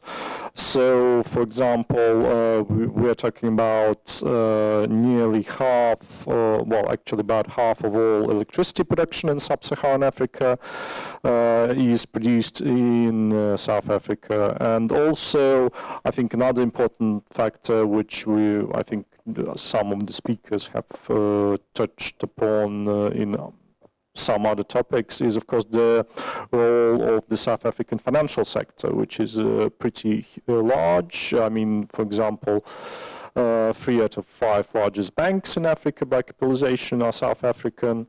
And if you look, for instance, at the Johannesburg Stock Exchange, that its actual capitalization exceeds the capitalization of all other African stock exchanges put together. And so in 2010, obviously, South Africa was invited to join BRICS, to BRIC. Then, obviously, from 2011, BRIC became BRICS. And so later on, South Africa started playing a larger role within the BRICS framework. But at the same time, we see a lot of criticisms, for example, within South Africa regarding its membership of BRICS, its involvement in BRICS, in terms of, when it comes to this critique, we need to see that how did South African economy performed over the last years. So if you go back in time, there was South African economy was in relatively bad shape by 1994 when the apartheid regime ended and ANC came to power because of sanctions, because of political instability within the country. And starting from 94 or from the mid-90s until first 10 years of democratic rule, from 94 to 2004, the economy grew at little over 3% per year. So obviously not particularly fast, but much faster than it used to be. And actually it reached, this economic growth reached its peak in mid-2000s. So from 2005 to 2007, economic growth reached 5.5%. So there was this relatively fast economic growth, especially in the middle of the 2000s, but it ended then, and already if you look, for example, over the period of South Africa's BRICS membership from 2011-2003, the economy grew on average about 1.2% per year, which is obviously pretty low, especially, and it actually in the last several years the growth was even slower. And in practice, of course, if you look at also the population growth, we are talking about practically zero per capita growth in South Africa, if not negative growth. And that has been a major, coming back to the critique of BRICS membership, that's basically been the main point where BRICS membership has been attacked within South Africa. But if you look at the reasons for these economic problems, obviously the actual reasons have nothing to do with BRICS, and in practice it is to do with electricity crisis that hit South Africa in starting from 2007, when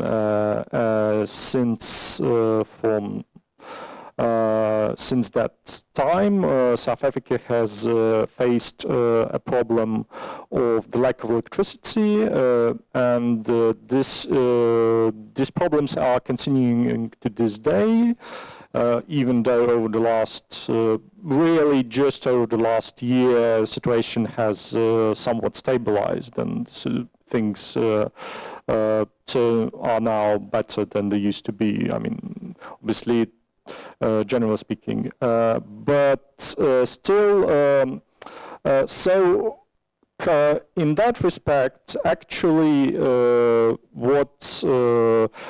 in response to this criticism of BRICS membership of South Africa in 2023, President Cyril Ramaphosa has actually stated that the total South African trade with other BRICS countries reached 830 billion rand in 2022, which represents an increase of more than 70% from 487 billion rand in 2017. So in practice, we can see that actually, even though economic situation in South Africa has been relatively, not particularly good, we were seeing a massive, over the same time, over the time that South Africa was a member of BRICS, the actual trade with BRICS countries has increased massively. So when we look from from 2010 to 2023, it's increased from 88 billion rand, which is around $12 billion, to 329 billion rand, which will be $18 billion. So if you adjust it for those figures for inflation, that's a net increase of around 90%. So that's quite a lot.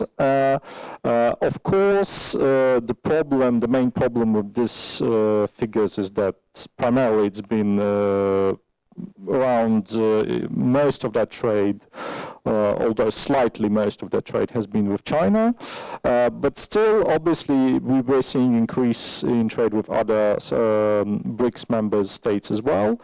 And clearly, actually, BRICS membership has helped the South African economy. Of course, there's an open answer to what's the extent of this, that it has actually helped.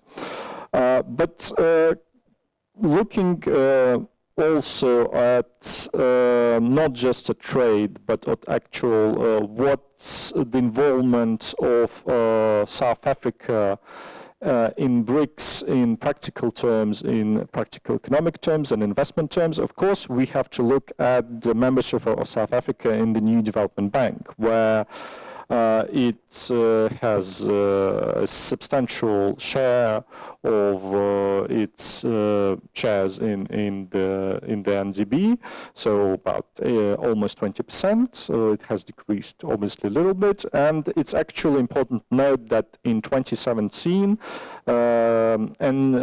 New Development Bank opened its first regional office, the African Regional Center in Johannesburg. Currently, South Africa, the total NDB provided, about 70% of loans provided by NDB to all countries have been given to South African entities, and which is around equivalent to about little over $5.5 billion. If you look at the current loans, that's about $4.6 billion. And if you have, important to note that in 2020 and 2021, NDB gave two $1 billion US dollar loans for emergency loans for COVID-19 that have been repaid. And currently there are 10 performing current loans that are in place. And if you look at those loans, almost all of them, practically all of them, have to do with infrastructure. And also, it's important to note that actually currently most of them, coming back to I think what have been mentioned in one of the previous presentations, actually most of those loans are the total number of those loans are actually denominated in South African rand, not US dollars. So the actual size of the current loan portfolio denominated in rand is about just over $2 billion at the current rate, while the portfolio of those loans denominated in US dollars are about $1.5 billion. So I think we don't have much time, so I will try to finish my presentation. And obviously, concluding, you have, so we are seeing that the New Development Bank has been doing a lot of work in South Africa and has provided quite substantial financial resources, and at the same time, and it's quite interesting, that's quite there's been also some loans given, for example, to South Africa by World Bank, but if you compare it to NDB, the difference is that I think South Africa has more agency over the NDB loans, and also they're more diverse. But still, you have the problems that South Africa faces in terms of electricity sector, and actually quite a number of, I mean, this is in many ways the main area where the current financial resources are being actually provided to South Africa. But also we need to understand, as have been, I think, to some extent, I think Pilani mentioned just in the previous presentation, you have an issue of using internal resources, because of course South Africa has a huge number of financial, the private sector and the big business in South Africa has a lot of actual finance that it can be used in the development, I mean, not just really in the development of South Africa itself, but in the development of other African countries as well. And that is clearly underutilized at the moment. Okay, thank you. Thank you very much, Vasily, for this comprehensive portrait of the South African economy. Yeah, but unfortunately, we have no much time already, and that's why we should move forward. And I want to give the floor to Nikita Kuklin, expert at the ASEAN Center and associate professor of the Department of Oriental Studies at MGIMO University. Nikita, please. Thank you very much, Igor. Dear colleagues, good afternoon. Thank you very much for inviting me, as I'm here a kind of imposter, as I'm from Indonesian studies and ASEAN studies, and but Africa is in my heart, as I'm a Rudan graduate, and I was organizing some of the conference on Africa. That's why I know many of the people present here, and thank you so much. And my dear colleagues asked me kindly to comment on Indonesia as a new member of BRICS and its attitude and strategy towards Africa and ASEAN itself as an organization participating in the process of interaction with African countries. And I will reflect on 5 ideas, and I'll try to be brief. And first of all, as a constructivist, but constructivism is a very, I would say, westernized framework, as all international relations theories. As a philosopher, maybe I would approach it from the position of global order transformation itself. And Indonesia, in this case, is one of the representatives of the Bandung Conference. We're celebrating 70 years anniversary today. And the main thing about Bandung Conference is that in Indonesian perception and perceptions of Bandung Conference are very different. As in Indonesianist framework is ultimate success of Sukarno and Indonesia as the leaders of global South countries. In the perspective of Africanists, of course, Bandung Conference is a success for African countries' representation. And sinologists, of course, will have another perspective, and Indologists. There are different approaches to that conference. But the main idea is that was the first attempt of the newly liberated countries to represent their point of view on international relations as a point of imposed westernized system of views, as they were, I would say, forced to apply this government formation, constitution, parliament, create something in a European way, in a European philosophical form.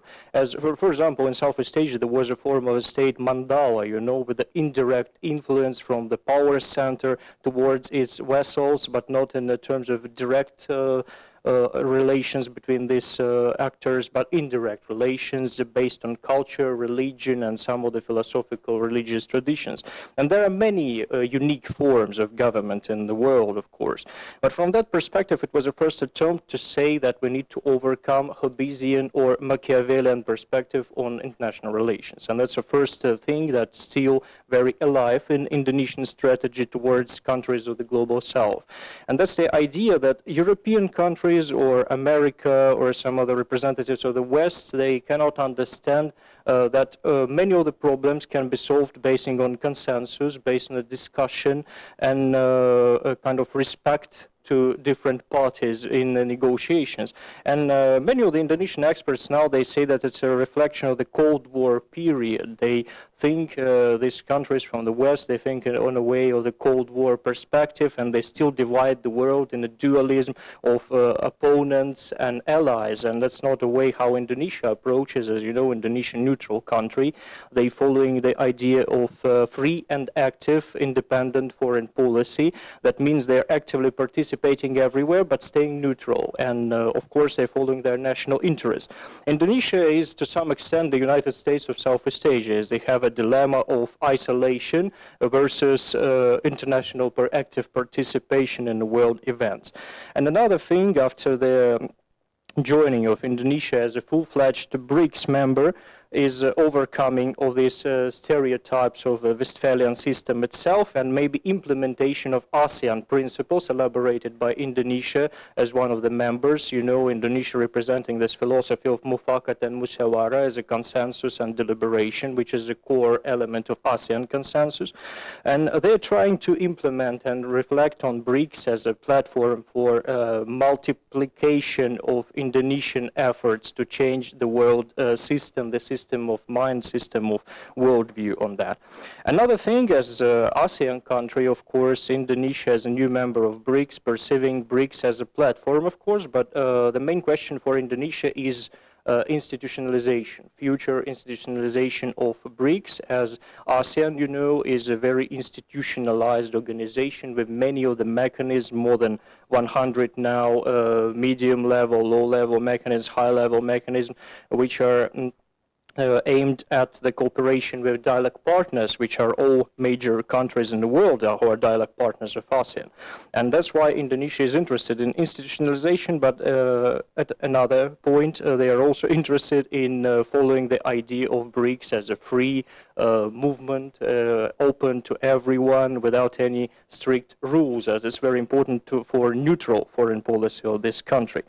Another thing is that Indonesia now is really filling its common ground with African countries, of course, and there is a special strategy of Indonesia, you know, Indonesia-Africa Summit from 2018. Next thing is a new Asia-Africa Strategic Cooperation Framework, is a mechanism created by the Foreign Ministry of Indonesia to cooperate with the African countries, and now Indonesia is expanding its presence of diplomatic missions in Kenya, in Tanzania, in South Africa. And you remember that story of Indonesia in BRICS commenced from the participation of Joko Widodo, previous president of Indonesia, in summit BRICS in South Africa. And of course, there was no official announcement that Indonesia is joining BRICS because of the inner political problems, elections in Indonesia, president elections. But in Kazan summit, they announced that they are officially joined at that time already in South Africa. And that's why in Indonesia started this strategy from their rising of, how to say, the knowledge about Africa, but it's still a problem, as in Indonesia there is no such a developed school of African studies as we have in Russia, from our Soviet Union experience, and of course in America or Great Britain or France. Another thing that filling that common ground and implementing this strategy on Africa, Indonesia is interestingly opposing itself to China, one of the allies in BRICS, of course, and one of the big countries, but we should remember that there are contradictions between China and ASEAN countries, territorial disputes, South China Sea, we should remember about that factor. Indonesia is following that idea, is a kind of competition between friends, as Indonesia have 1,000 friends, 0 enemies. That's their political thinking. And another thing is France, and the strategy of France-Afrique implemented by France in Africa. Indonesia was the first country in Southeast Asia officially opposed itself to France and this strategy, saying that Indonesia is a medium-level country, like middle power, open for cooperation on equal footing, not a former colonial metropolis who's trying to impose neo-colonial ideas or something. And that's why, for example, President Macron changed foreign policy strategy of France in Indonesia, trying to follow stole Indonesian ideas of consensus, of philosophy or something, and implemented it in a France strategy in Southeast Asia because of this pressure from the part of the ASEAN countries and criticism on French policy in Africa. Another interesting thing, you maybe know that food production in Indonesia is very strong. There are many companies and corporations, and they're present in Africa nowadays. And for example, Indonesian instant noodles, Indomie, is a popular thing in Africa, in many of the African countries. And of course, batik, fabrics, you know, it was first imposed by the Dutch in Africa, but after that they developed it in the unique African tradition of batik. But there are many points, and you know, there are now many of the African people studying Indonesian language in some of the cultural centers and embassies of Indonesia in African countries. But that's only a beginning for this big country of Southeast Asia, as of course they are united by the Bandung spirit, they are united by this idea of alternative mechanisms of world order, but to some extent, African countries are still exotic, I would say, for Indonesian public, but they're overcoming every day. They're trying to elaborate some of the new strategies to overcome this stereotyping from both sides and to know each other better. The same problem is in Russia-Indonesia relations or in relations within the United States and Indonesia. That's a common problem. Stereotyping is the main thing nowadays. We need to know more about each other. And the last thing, sorry for my long presentation. The last thing is economy itself, as we are in economic section now. And the thing is that Indonesia is interested, of course, with Malaysia. There are two countries in ASEAN who are deeply interested in the strategy of de-dollarization. And they are supporting it, of course, after Asian financial crisis, as you may remember, in 1990s. ASEAN countries understood that full alignment with dollar economy, with international monetary fund mechanism can be dangerous for their national economies, and that's why they're seeking the way of diversification of their investment, of their just transactions in local currencies, and that's a wonderful mechanism they elaborated. For example, 2 years ago, ASEAN adopted a declaration on de-dollarization, of course supported by Indonesia and Malaysia as the two flagship countries in this direction. And that's a common ground, of course, but we are speaking now mostly about narratives. Of course, the dollarization and other things are real practical steps, strategies, but they're also narrative. Narrative is, how to say, unstructured. Narratives are unique for each country. We understand, we may say de-dollarization, but in terms of Russia or Indonesia or African countries, that would be 3 different de-dollarization ways or paths we should implement to achieve this de-dollarization. And there are different ideas behind it, but we share the common ground, and that's why maybe we should adopt one thing as a common ground for international relations today, is that we have this position. We cannot ignore cultural, social, or maybe philosophical foundations anymore.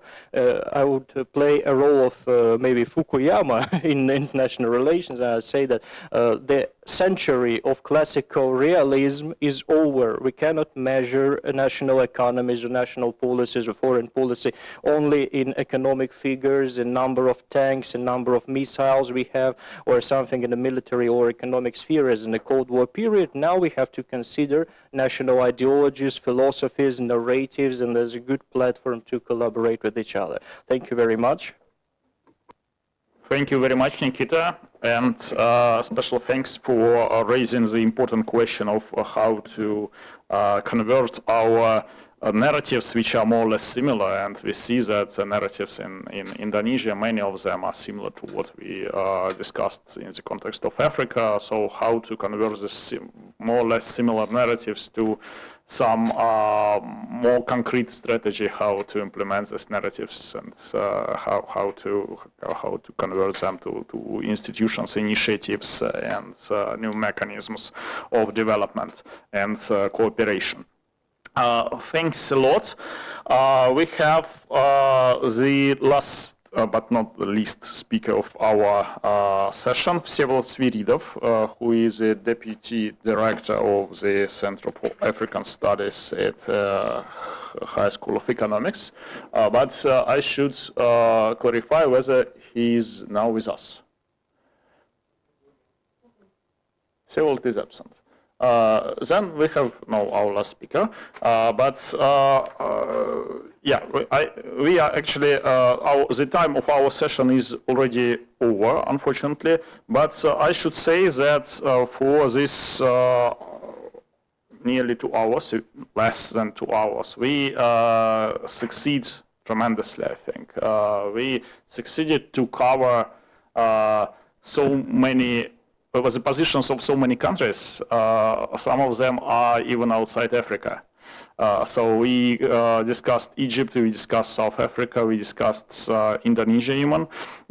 We discussed a lot of challenges that African continent faces. We discussed the ways how BRICS may help Africa to overcome these challenges. We discussed how what may be the concrete initiatives or some probably less structured but more fundamental concepts develop in order to help us to overcome the challenges of development and to use the opportunities which the African continent is abundant, of course. So I want to thank once again all the speakers. Unfortunately, we have no time for questions and further discussion, but I think that given that we had a wonderful presentation of Sergei Alexeyevich Rybkov and the opportunities to ask questions to him. I think that this session, even though we have no Q&A session, this session was successful and interesting for everyone. At least for me, it was very interesting. Thanks again to RIAC for organization of this conference, and thanks again to everyone.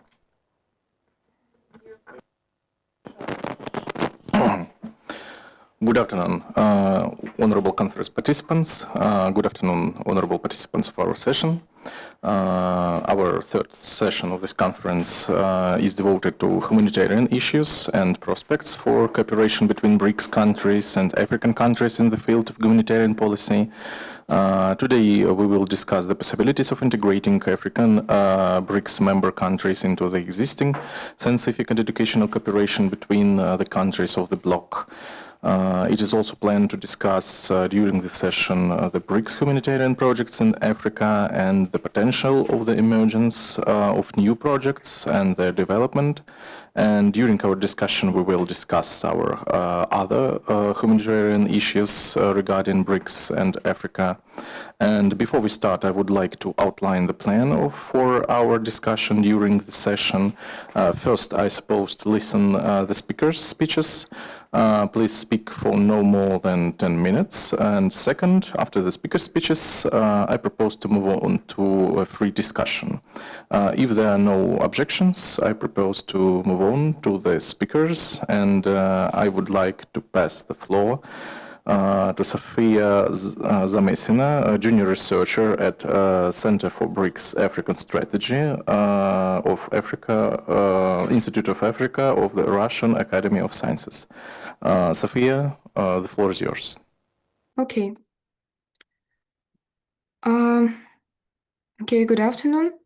Today I'll present the research that we've conducted with my colleague Andrei Ufimtsov, and the research is about the process of integrating new African members into BRICS scientific and educational cooperation with Egypt and Ethiopia cases. Okay, since the organization's establishment, the number of BRICS members has changed several times.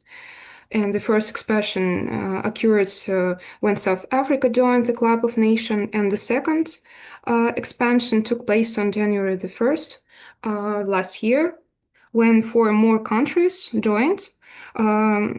Yes, and since then, not only has the number of members changed significantly, but so has the depth of integration within the organization. And the institutionalization of BRICS is not limited to financial sphere. One area of cooperation is collaboration in science and education. And today the organization offers not only meetings at the level of relevant ministers and working groups, but also frameworks like the BRICS Network University and BRICS Grain. And firstly, how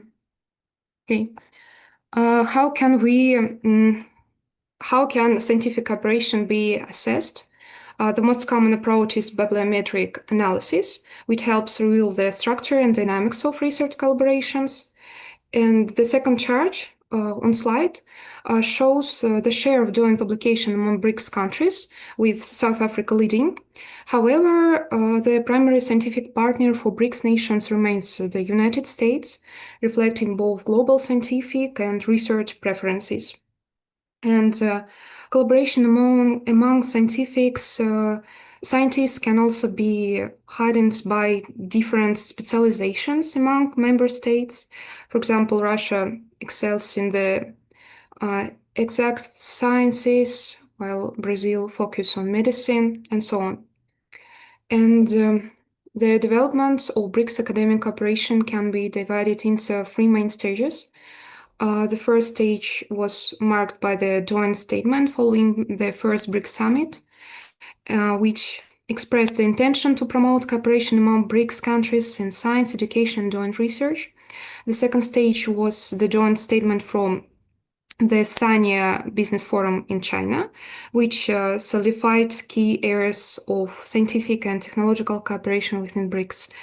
And the third and most pivotal stage was the Memorandum of Cooperation in Science, Technology, and Innovation, which outlined the main collaborative frameworks. And these frameworks align with the objectives set in the memorandum. The current forms of academic cooperation within BRICS are on the slides. Between them, working groups, establishment of shared research infrastructure, intergovernmental agreements, regular scientific cooperations, and collaborative initiative. This structured approach has helped institutionalize academic and research collaboration within BRICS.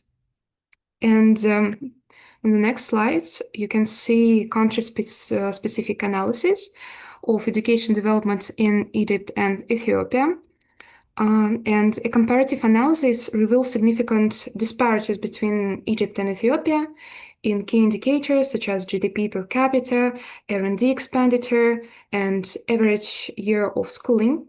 However, the share of GDP allocated to education is nearly equal, with Ethiopia even slightly surpassing Egypt, reflecting its strong prioritizing of primary and secondary education.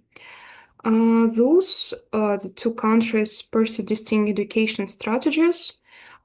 Egypt focuses on building a knowledge-based economy with an active strategy for internationalizing higher education, and Ethiopia prioritizes expanding secondary school enrollment and combating illiteracy, emphasizing mass education access over advanced research. And this also, as a least developed country, Ethiopia now has significant opportunities to secure international financial support for education and research, strengthen its scientific infrastructure, deepen collaboration with China and South Africa, key BRICS partners in technology and training. However, growing disparities between BRICS members, particularly in R&D investment and educational quality, risk undermining the group's ethos of equality and weakening its cohesion as an international organization. And Egypt, by contrast, has taken a more proactive role in BRICS academic initiatives. For example, it's joined the Memorandum of Understanding on on the BRICS network university, and it also took part in the working group of research infrastructures and mega science projects. Yes, Ethiopia mostly focused on basic education access and South-South partnership to close development gaps. But Egypt's strategy is integration into global knowledge network via high-tech BRICS projects. And that's a point, and it's a BRICS challenge, balancing among unequal members while advancing collective scientific goals. And in conclusion, although the scale of international collaboration remains modest, academic and research cooperation within BRICS holds significant potential. It has emerged as one of the organization's key areas of engagement. Yes, the expansion of collaborative frameworks in the line with the Memorandum on Science, Technology and Innovation Cooperation, and also initiative like the BRICS Network University and BRICS Crane. BRICS members are actively aware of growing disparities within the group. Following the Kazan summit, several economically weaker or smaller nations were granted partner country status, a strategic move to mitigate potential imbalances and preserve BRICS prestige as a platform for emerging economies. And this approach ensures that the bloc remains inclusive while advancing its collective scientific and educational goals. Okay, thank you. Sofia, thank you for your interesting presentation. You outlined in your speech important aspects of cooperation in the field of education, and today it has been emphasized more than once that education one of the areas for successful cooperation between BRICS countries and BRICS countries with other countries in the world. It is important field for cooperation. Thank you. And I want to give a floor to Maya Nikolskaya, head of the Africa Studies program at the Institute for International Studies at MGIMO University. Maya, the floor is yours. Thank you, dear moderator. I would just like to highlight a few things, maybe a few ideas that I would not completely position as something that is set in stone, but rather something that is up for discussion. First, if we look at, of course, if we look at humanitarian projects, they obviously constitute a large part of what we generally consider soft power. That is the power of influence that Russia has in Africa and in BRICS African countries in particular. And if you look at the Afrobarometer, for example, survey for the year 2024, which is conducted by the Ivory Chocolates Foundation, you will see that Russia's actions are positively proved by people in the African continent, by 36% of respondents. If you compare that to other actors now, that will be 38% for India, 49% for the United States, 53% 49% for the European Union, with 53% for the United States, which is down from 59% by the way 2 years ago, because owing obviously to the closure of the USAID agency, and 57% for African RIACs and the African Union, and obviously, which is predictable perhaps to an extent, the highest score goes for China with 60% of approval. So while obviously we have made big strides in terms of our representation and our image in African countries, and also obviously BRICS countries in particular, there is still a lot of room for improvement. So what goes well?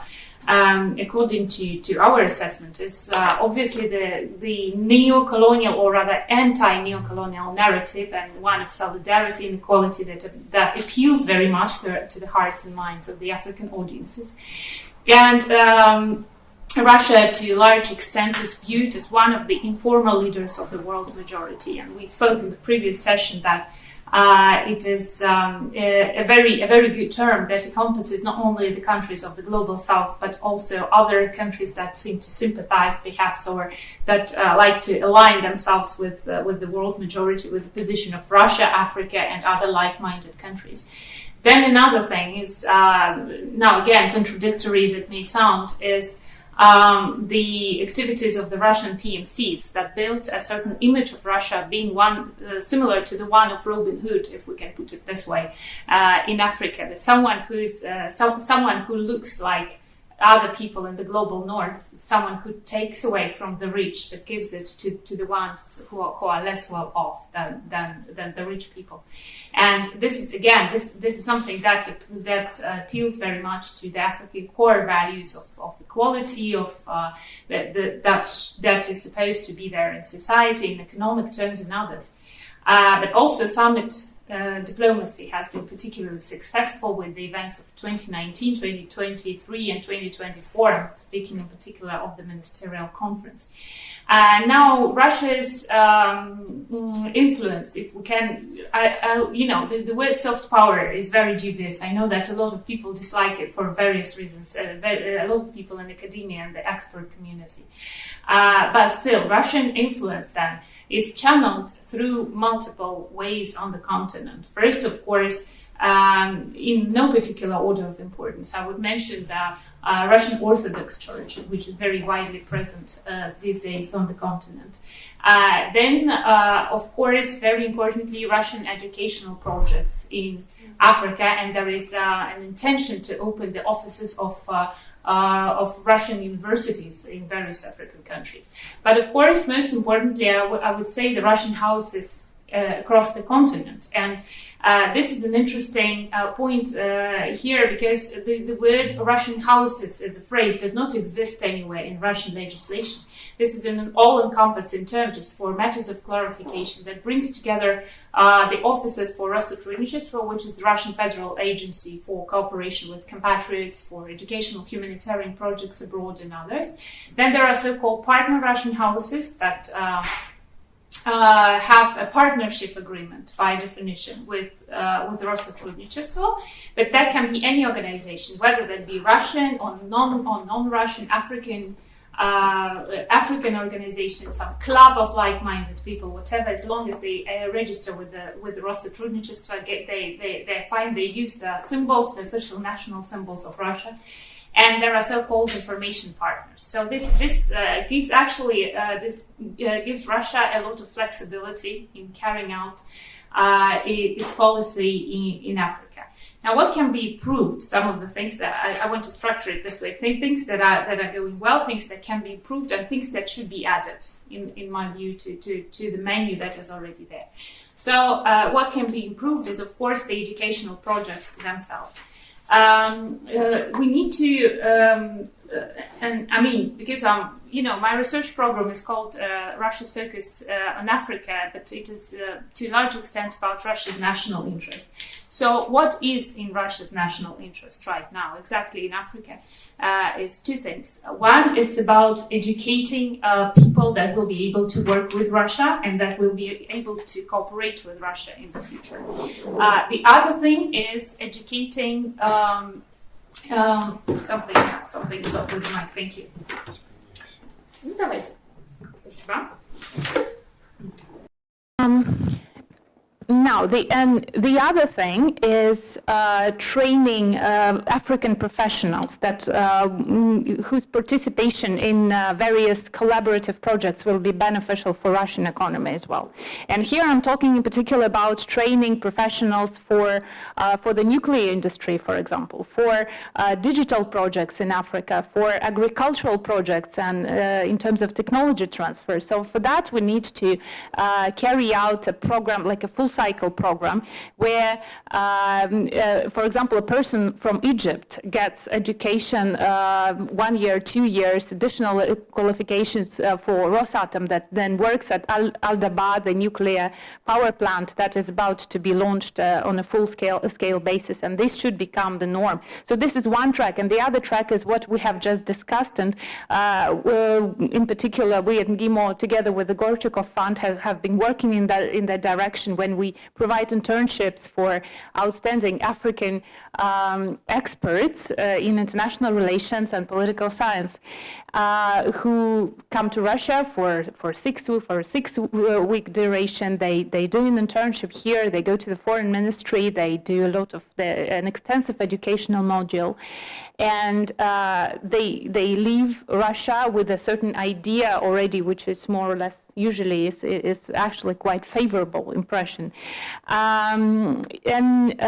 This is yes, this is indeed a very important issue, I think, in Russian humanitarian policy, that we need to have a goal in mind. Otherwise, it's just, a bunch of projects that are unevenly distributed across Africa, where everyone is doing a thing of their own. So we need a consistent policy, but we also need a content and marketing strategy for that. Because if you look at what most Russian houses have been doing so far, is everyone is doing a thing of their own. Some people are involved in things that have to do with Russian national holidays. Others are showcasing various film premieres and things like that. So we need to have a content and marketing strategy that will be developed by Rosatrudnichestvo with other stakeholders, and that will be effectively implemented on the African continent. Now, things that, again, things that can be added, now that we've talked about things that can be upgraded or improved so far, is obviously one of the things that we need to understand, and this comes from what I have previously said about the content strategy. We need to understand what Africans actually care about. Because when we say the word neocolonialism, or when we say that we need to fight for solidarity, now what is and this resonates, I think, with what Nikita said at the previous session, we need to understand what they mean by this solidarity, what they mean by fighting neocolonialism. So at GIMO, we have launched a research project that has to do with exploring the cultural archetypes and the heroes that loom large in African popular consciousness, or other consciousnesses, because that's different for every culture, for every country on the continent. So I'm talking about heroes, about people that are not maybe very well known in Russia. Because, for example, if you talk about the most significant national holidays in Russia, everyone will obviously say, well, the 9th of May, right? Probably victory in World War II. But for Africans, that thing, for most African countries, that date holds very little, if any, symbolic significance. So, for example, in Tanzania, that will be the Maji Maji War of 1905 to 1907. So that will be a very important inroad into understanding how to work with Africans, not only for people at the level of political discourse, but also for businesses who do marketing, who want to engage with what is really, who want to appeal to the mind of the regular consumer. And one more thing that has to do with involving the social and cultural groups that have not really been engaged the way they should be. I'm talking about, of course, women and youth. Whatever national development strategy or vision you read about coming from any African countries, this will be the two big groups that will always be mentioned as one of the key priorities. Why are they underexplored in the Russian humanitarian policy? Well, the obvious reason is that gender is very much associated with something that comes from the West, and something that is very aggressively imposed by our former so-called Western partners. Now, there has to be a link, that there has to be an understanding that for one, there has to be a female face of the Russian diplomacy in Africa. So we need to be sending more women diplomats, business persons, whatever, heads of NGOs who will be representing their country duly in Africa, but also the engagement of women in various fields, because we need to have this understanding that engaging more women, when we say gender, we mean more women women in the economy, we mean a stronger economy for Africa and a wider access to so many places that we cannot get this access otherwise. And speaking of youth, one of the things that I have been trying to consistently advocate is that we need a volunteer platform that will be working for Russians who want to go and volunteer in Africa, but also for Africans who want to come to Russia.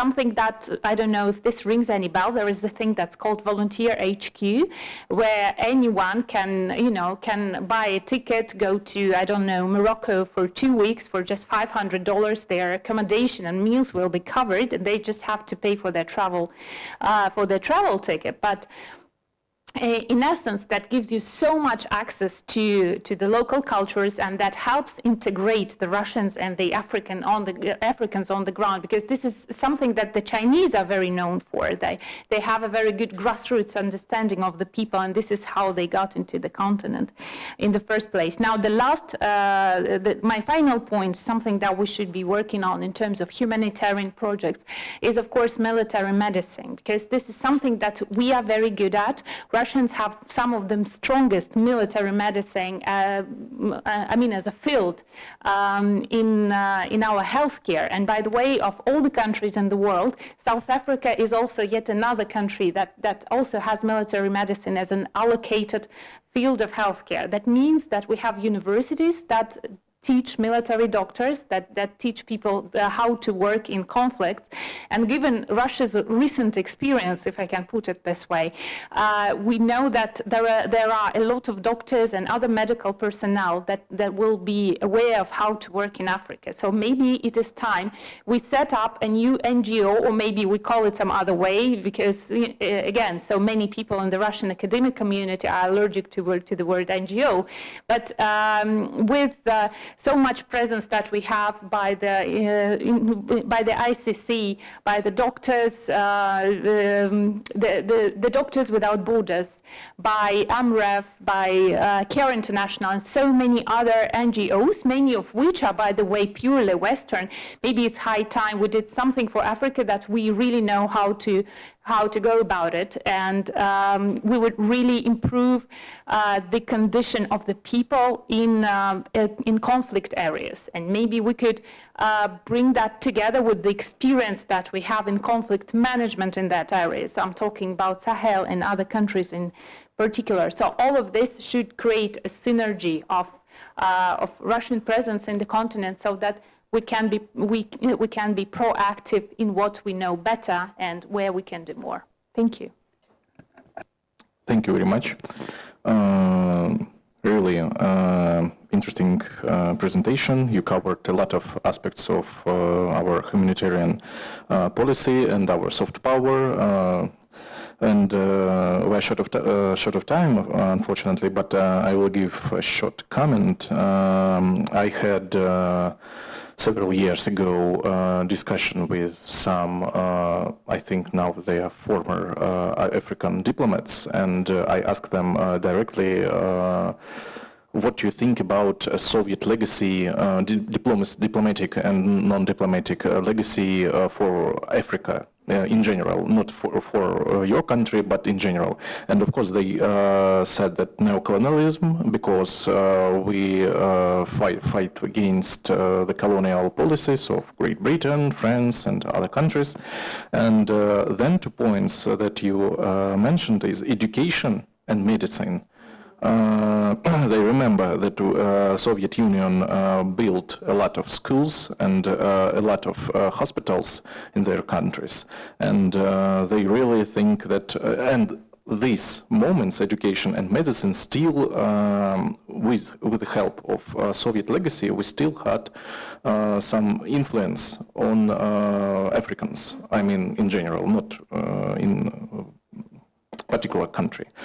And I think that maybe if we talk about strategy of our soft power in Africa, maybe we need to rethink the Soviet experience and strategy in this country and moderate for modern times. Thank you very much.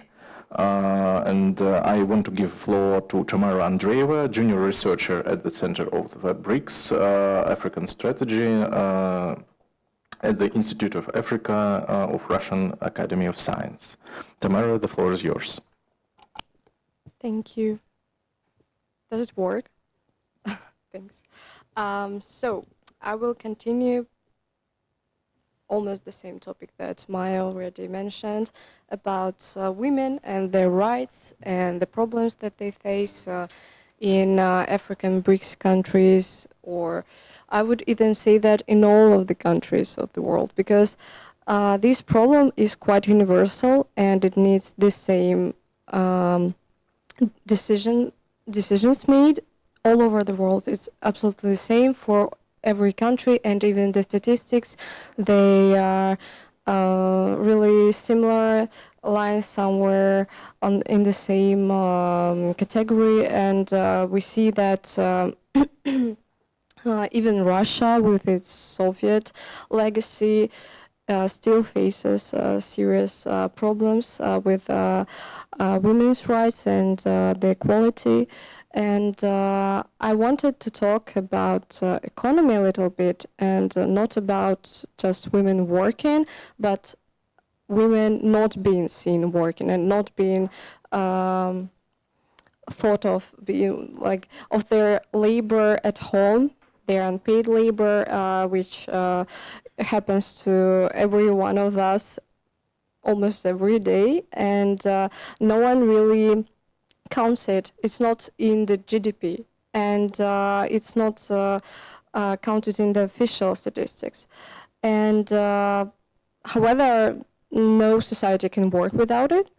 No society can function normally without women. And I'm talking not only about housework, but also looking after children, looking after the elder members of the family, and this labor is invisible, yet really economically vital. And gender equality is one of the SDGs goals. It's number 5.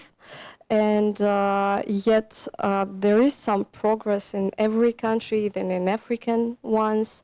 World Economic Forum in 2023 estimated that full gender parity will take another 135 years. So it's like a really long time for us to wait to achieve the gender equality. And in sub-Saharan Africa, women spend 3.5 times more time on unpaid labor at home than men. And in time, it's exactly 263 minutes per day compared to 78 of the men's time spent for home chores. However, there are some countries where this ratio is really different. Like it's almost scandalous how few time men spend on their housework. And I would like to give some statistics from Africa, from BRICS African countries. For example, in Egypt, women aged from 20 to 39 spend from 3 to 8 times more time than men on care work.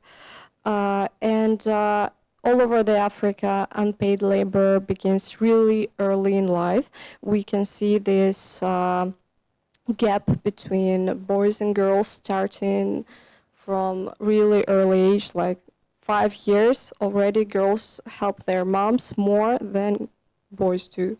So in South Africa, which is one of the leaders in Africa, women account for over 55% of the economically active population. But they still work really a lot, and in our center I did a more deep dive into South Africa and their women, and we found out that they are not only working unofficially a lot, because we know that in South Africa there's this huge problem with poverty and with lack of work. However, they are working unofficially, and also they are getting some social aid from the government, which is often used by all of the family members. And in that case, if the husband doesn't work, sons don't work, but one of the elder women can get quite a small amount of money from some social grants, they can be like the head of the household economically. And that's surprising. Sometimes they even work and get some social pension, and their husbands don't. So they are dependent, and it's really psychologically pressing issue for them, because patriarchal self-esteem, I would say, makes them all of the family feels bad because of this situation. We see that men lose their managed qualities in this family. They think that they're useless, yet they are not ready to do women's chores. So they're like just depressed and doing nothing. That's a really widespread situation, not only in Africa, I would say, and not only in South Africa. And in Uganda, it's quite the same. Women spend 7 hours per day on care work compared to 5 hours for men. However, they work more. We see that often women are said and are seen working not that much, but they have to give up on working to come home earlier to look after the family, because they have to cook dinner, for example, and to clean the dishes. And in Ethiopia, women aged from 15 to 64, like older women, basically, spend up to 9 hours daily on caregiving and household chores again.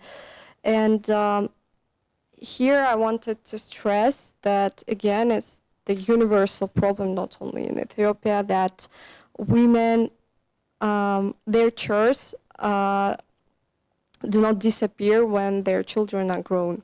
We see that with the statistics that women continue doing more and within the same ratio as if they were doing, then they have 5 kids, then they're all grown up, she's 60 and more years old, and she's still doing much more and relatively the same amount of hours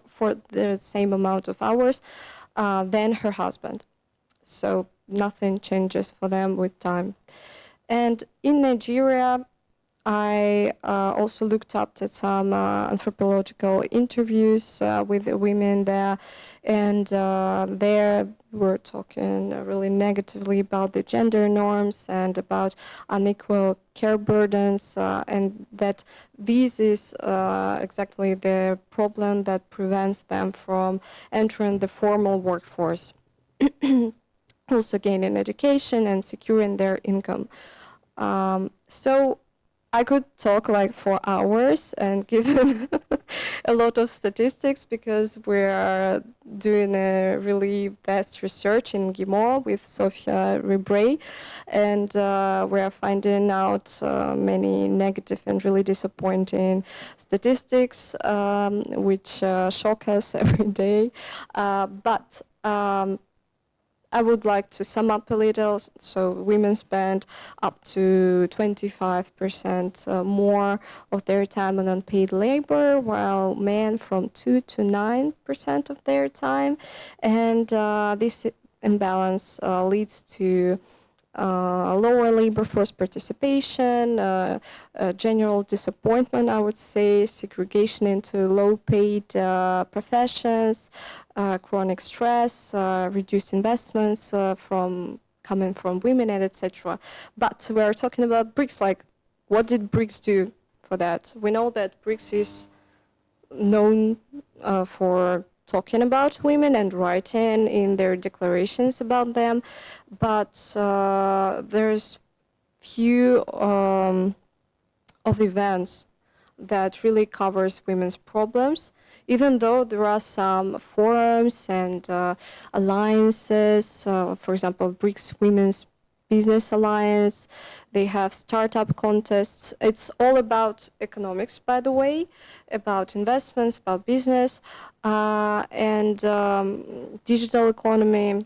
However, I would say that I was quite surprised when I looked up a website of some of the women's forums that was held in Moscow, and I looked at the program and there was nothing about women at all. Like, it was about economics, it was about business, but it wasn't touching on any of the problems that women face. And even though there were women speakers and they were the majority, I would say, still there were many men who were participating, and I'm quite sure, even though I didn't check like every section, I'm quite sure they were not talking about women at all. They were talking about hard stuff like business and investments and how they can come to Africa, South Asia, and etc. So that's a little bit disappointing, because these are the questions that need to be raised, like how can they talk about investments if half of their classmates, groupmates didn't even make it to the labor force because they just gave up trying to jungle around the family and their work and their career. It's too difficult for them. And among African countries of BRICS, I would say that the highest representation would be South Africa and Ethiopia on the parliamentary level, and they have really different statistics, though, on the general household level.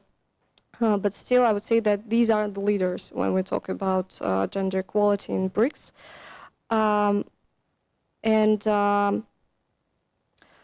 Talking about Russia, like we're in Russia here, and we have to think about what we can give BRICS and its women.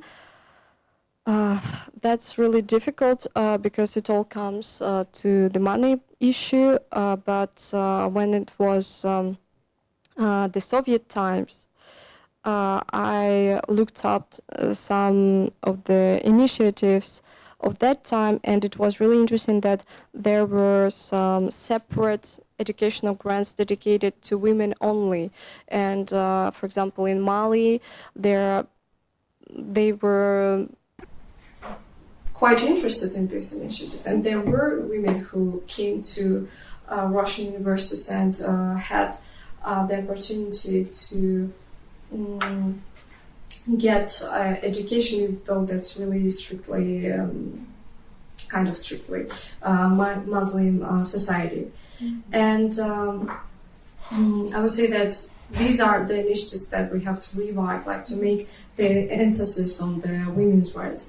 And I'm really surprised too that this gender agenda became kind of marginalized in Russia, even though we have such a legacy from the Soviet Union. I think anyone sitting here can name their relatives. Recording in progress. That made amazing careers as women, and they were jungling family and career, and they were successful at it. So I would say that we should stop marginalizing this issue, and it should be a common sense for Russian women to talk out loud and to represent their country in Africa and in other states, and to give this opportunity to other women who have fewer chances. And here I'm talking mostly about African states. Thank you.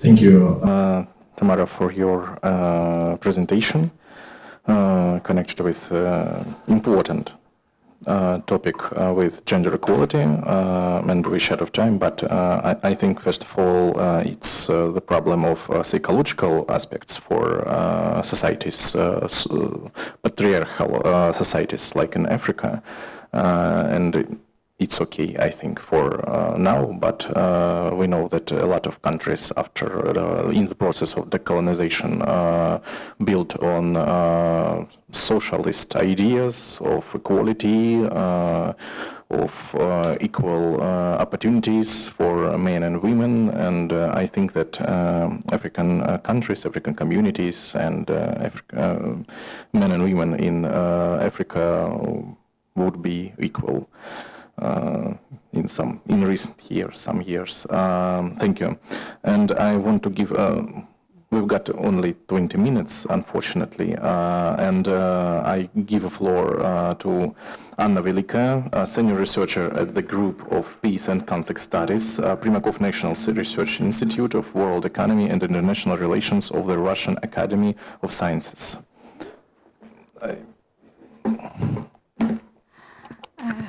Hello, dear colleagues. Yes, I would like to share my view on public diplomacy cooperation between BRICS and Africa and what is the role of Russia here. For sure, we would like to be a kind of bridge, yes, between BRICS countries and African countries. But here I would divide various tracks. First of all, it can be expert communication, then it may be civil society, and it can be also business diplomacy. And I suppose that it's all kind of humanitarian dimension.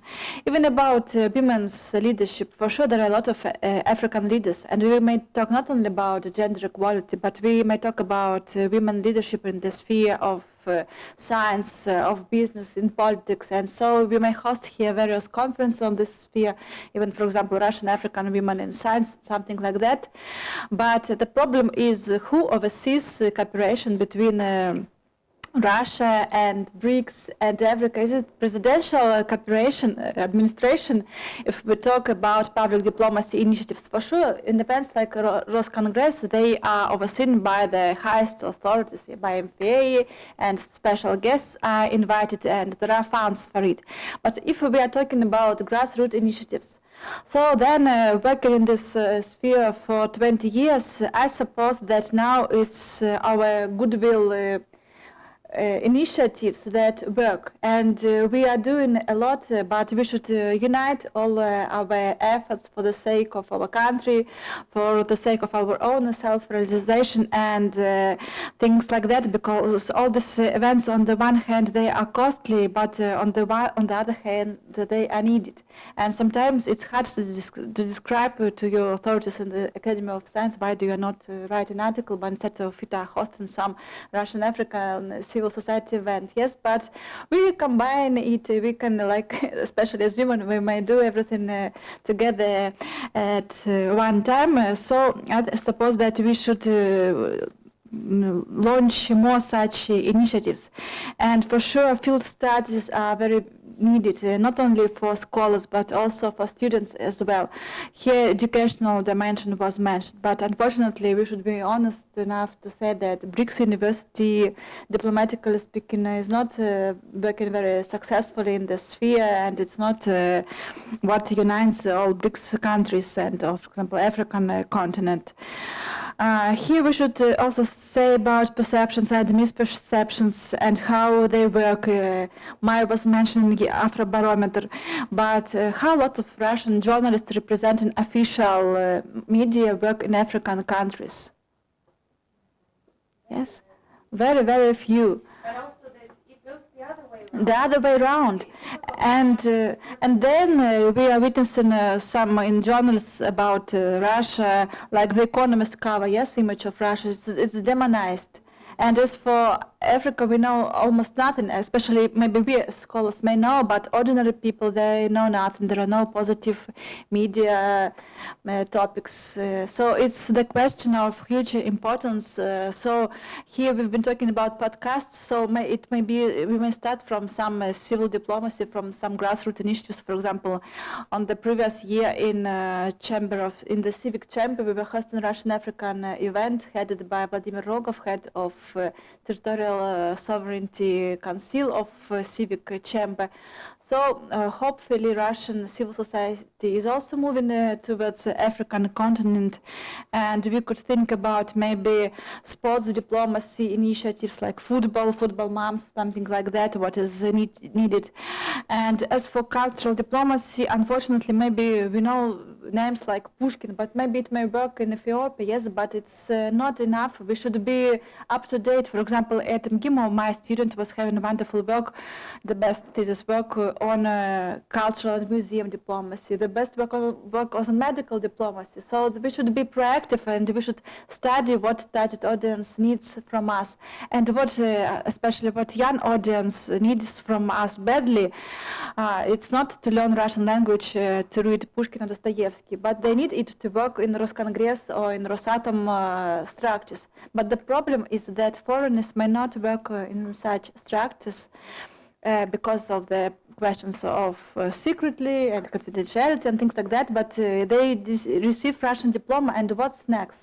Yes, how we work with the African diaspora, how we work with the alumni of Russian and Soviet universities in African countries. From 54 African countries, there are only 10 Russian-speaking ambassadors. So that's the true influence of Russian in Africa. But for sure, we should be proactive. We should move forward and be more active and go to countries where maybe we are now not perceived so positively, but we should launch some new initiatives, and maybe what is needed in some countries that are now going through violence, it's humanitarian diplomacy. We should go to municipal and sub-state diplomacy level, select twin cities initiatives. It's also very needed, but also talking about gender equality, the problem of violence against civilians, against women, children and elderly people, it's very needed, and Russian initiatives, they would be heard. So humanitarian diplomacy initiatives would be, I guess, warmly welcomed in Russia, because it's for the first time in history that the number of forcibly displaced people is more than 100 million. It's the first time in the human history, and African continent is also suffering badly from conflicts even these days. So we should work on new formats so Russia may offer some IT solutions, because we have the best professors, the best IT school in the world, and we are ready to share. So we are waiting for the students to come here. Besides, what is needed is professional education for African countries. And what I've heard is that even African countries are waiting for Russian professors of IT, of medicine. So we should, but how to cooperate? Yes, Russian universities and African universities, it's not only the question of Ministry of Education, but sometimes how to create, it should be maybe some application, yes, and who would, maybe with the help of business diplomacy. So my idea is that we should be proactive, because Africa is the continent where there are a lot of external powers struggling, and for sure a lot of Russians know almost nothing about Africa, but it's the continent of tomorrow, and every first person on the world will be of African origin within 15 years.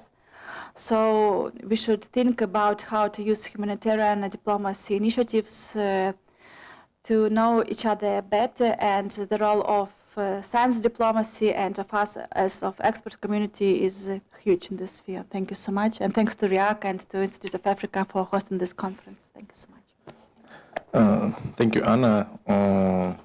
There are a lot of important issues connected with communitarian policy, especially Russian communitarian policy, and BRICS countries connected with it. And we can find out now that education, one of the core field in sphere to cooperate between our countries, I mean BRICS countries and African countries, other non-members of BRICS African countries. And I want to give a floor to Alexander Novikov, from Gorchakov Fund, Head of Projects, Junior Research Fellow at the Center for the Study of Problems of the Transition Economy at the Institute of Africa of the Russian Academy of Sciences. Alexander, the floor is yours.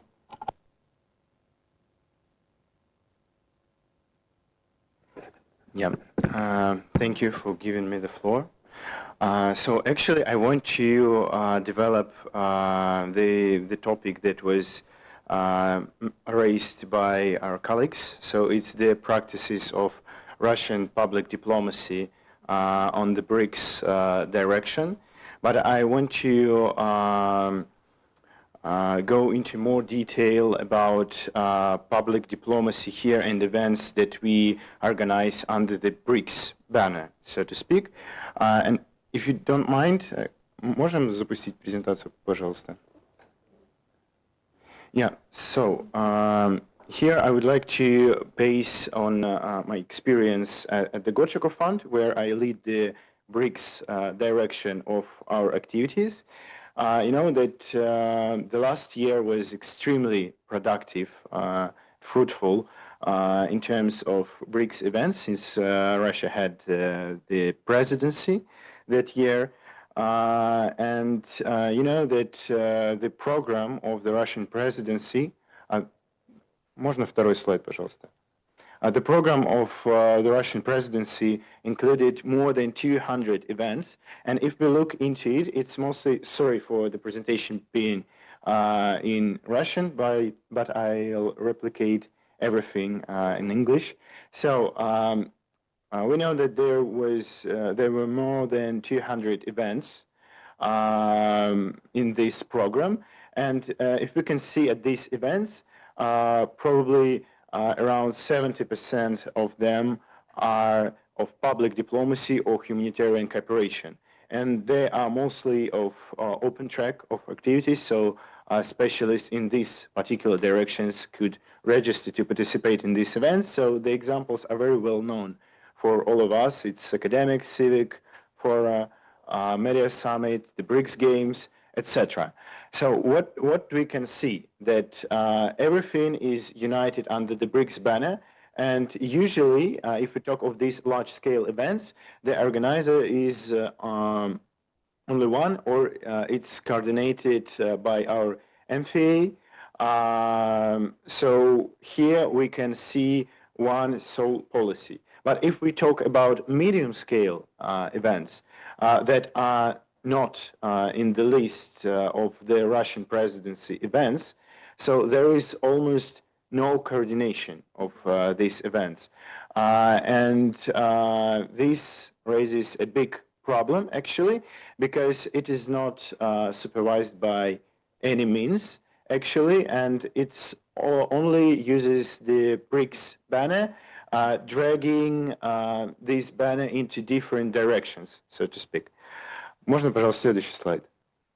So just an example of our activities. What do we do as a organization that supports medium-scale events in the field of BRICS? It's grant support of youth activities, first of all, so it's different schools, youth camps, and so on, but they're very general. So on these events, people can talk on several issues from economics to sports, and it's very general. It's both an advantage and disadvantage. I'll explain later. Then it's the provision of participation of foreign experts into different large-scale events, such as the academic forum that was the last year. And the third point is a discussion of BRICS prospects within our own projects, when we have closed sessions and we discuss the prospects with foreign experts, and it also has several problems. Можно следующий слайд? So what yeah, it's not visible here, sorry, I will tell it. So what are the main conclusions from these events? If we talk about participants of these medium-scale events, usually, unfortunately, it comes to tourism. It comes to public diplomacy or humanitarian policies tourism, if you can name it like this, because people come They present themselves as great leaders. They speak very, very well. They know a lot in general. But when they come to these events and you discuss some particular projects, I mean, not even the grain exchange that Sergei Alexeyevich told about just a couple of hours ago, but something like New Development Bank that has existed for a decade. Almost nobody, none of students and none of some experts don't understand how it works. Because when you speak with people on BRICS, they talk of general ideas, values, history, and so on. So that's the problem of these general events and these participants. And mostly if we look at different agencies, these participants like this, we don't look for some concrete specialists. We take BRICS leaders in general. Then the next problem, as many NGOs that different organizations of Russia support, just simply raise this BRICS banner to pursue their own goals. So it means that we can have projects like, I don't know, just some example, BRICS Canada. Let's speak, yeah? We discuss in BRICS, but with some experts from Canada or so on. And what's the problem is that these events are supported just because of the fact that there is BRICS in it. So that's what we at the Gochukov Fund, what we fight with, actually, what we fight against. But it exists, and probably it's a problem not just because of the popularity of BRICS, it's great, but because it probably can distort the idea of BRICS to a certain extent. Then it's talking of experts. If we invite experts from partner BRICS countries, they feel encouraged to talk only positively and talk generally, even though you speak them otherwise.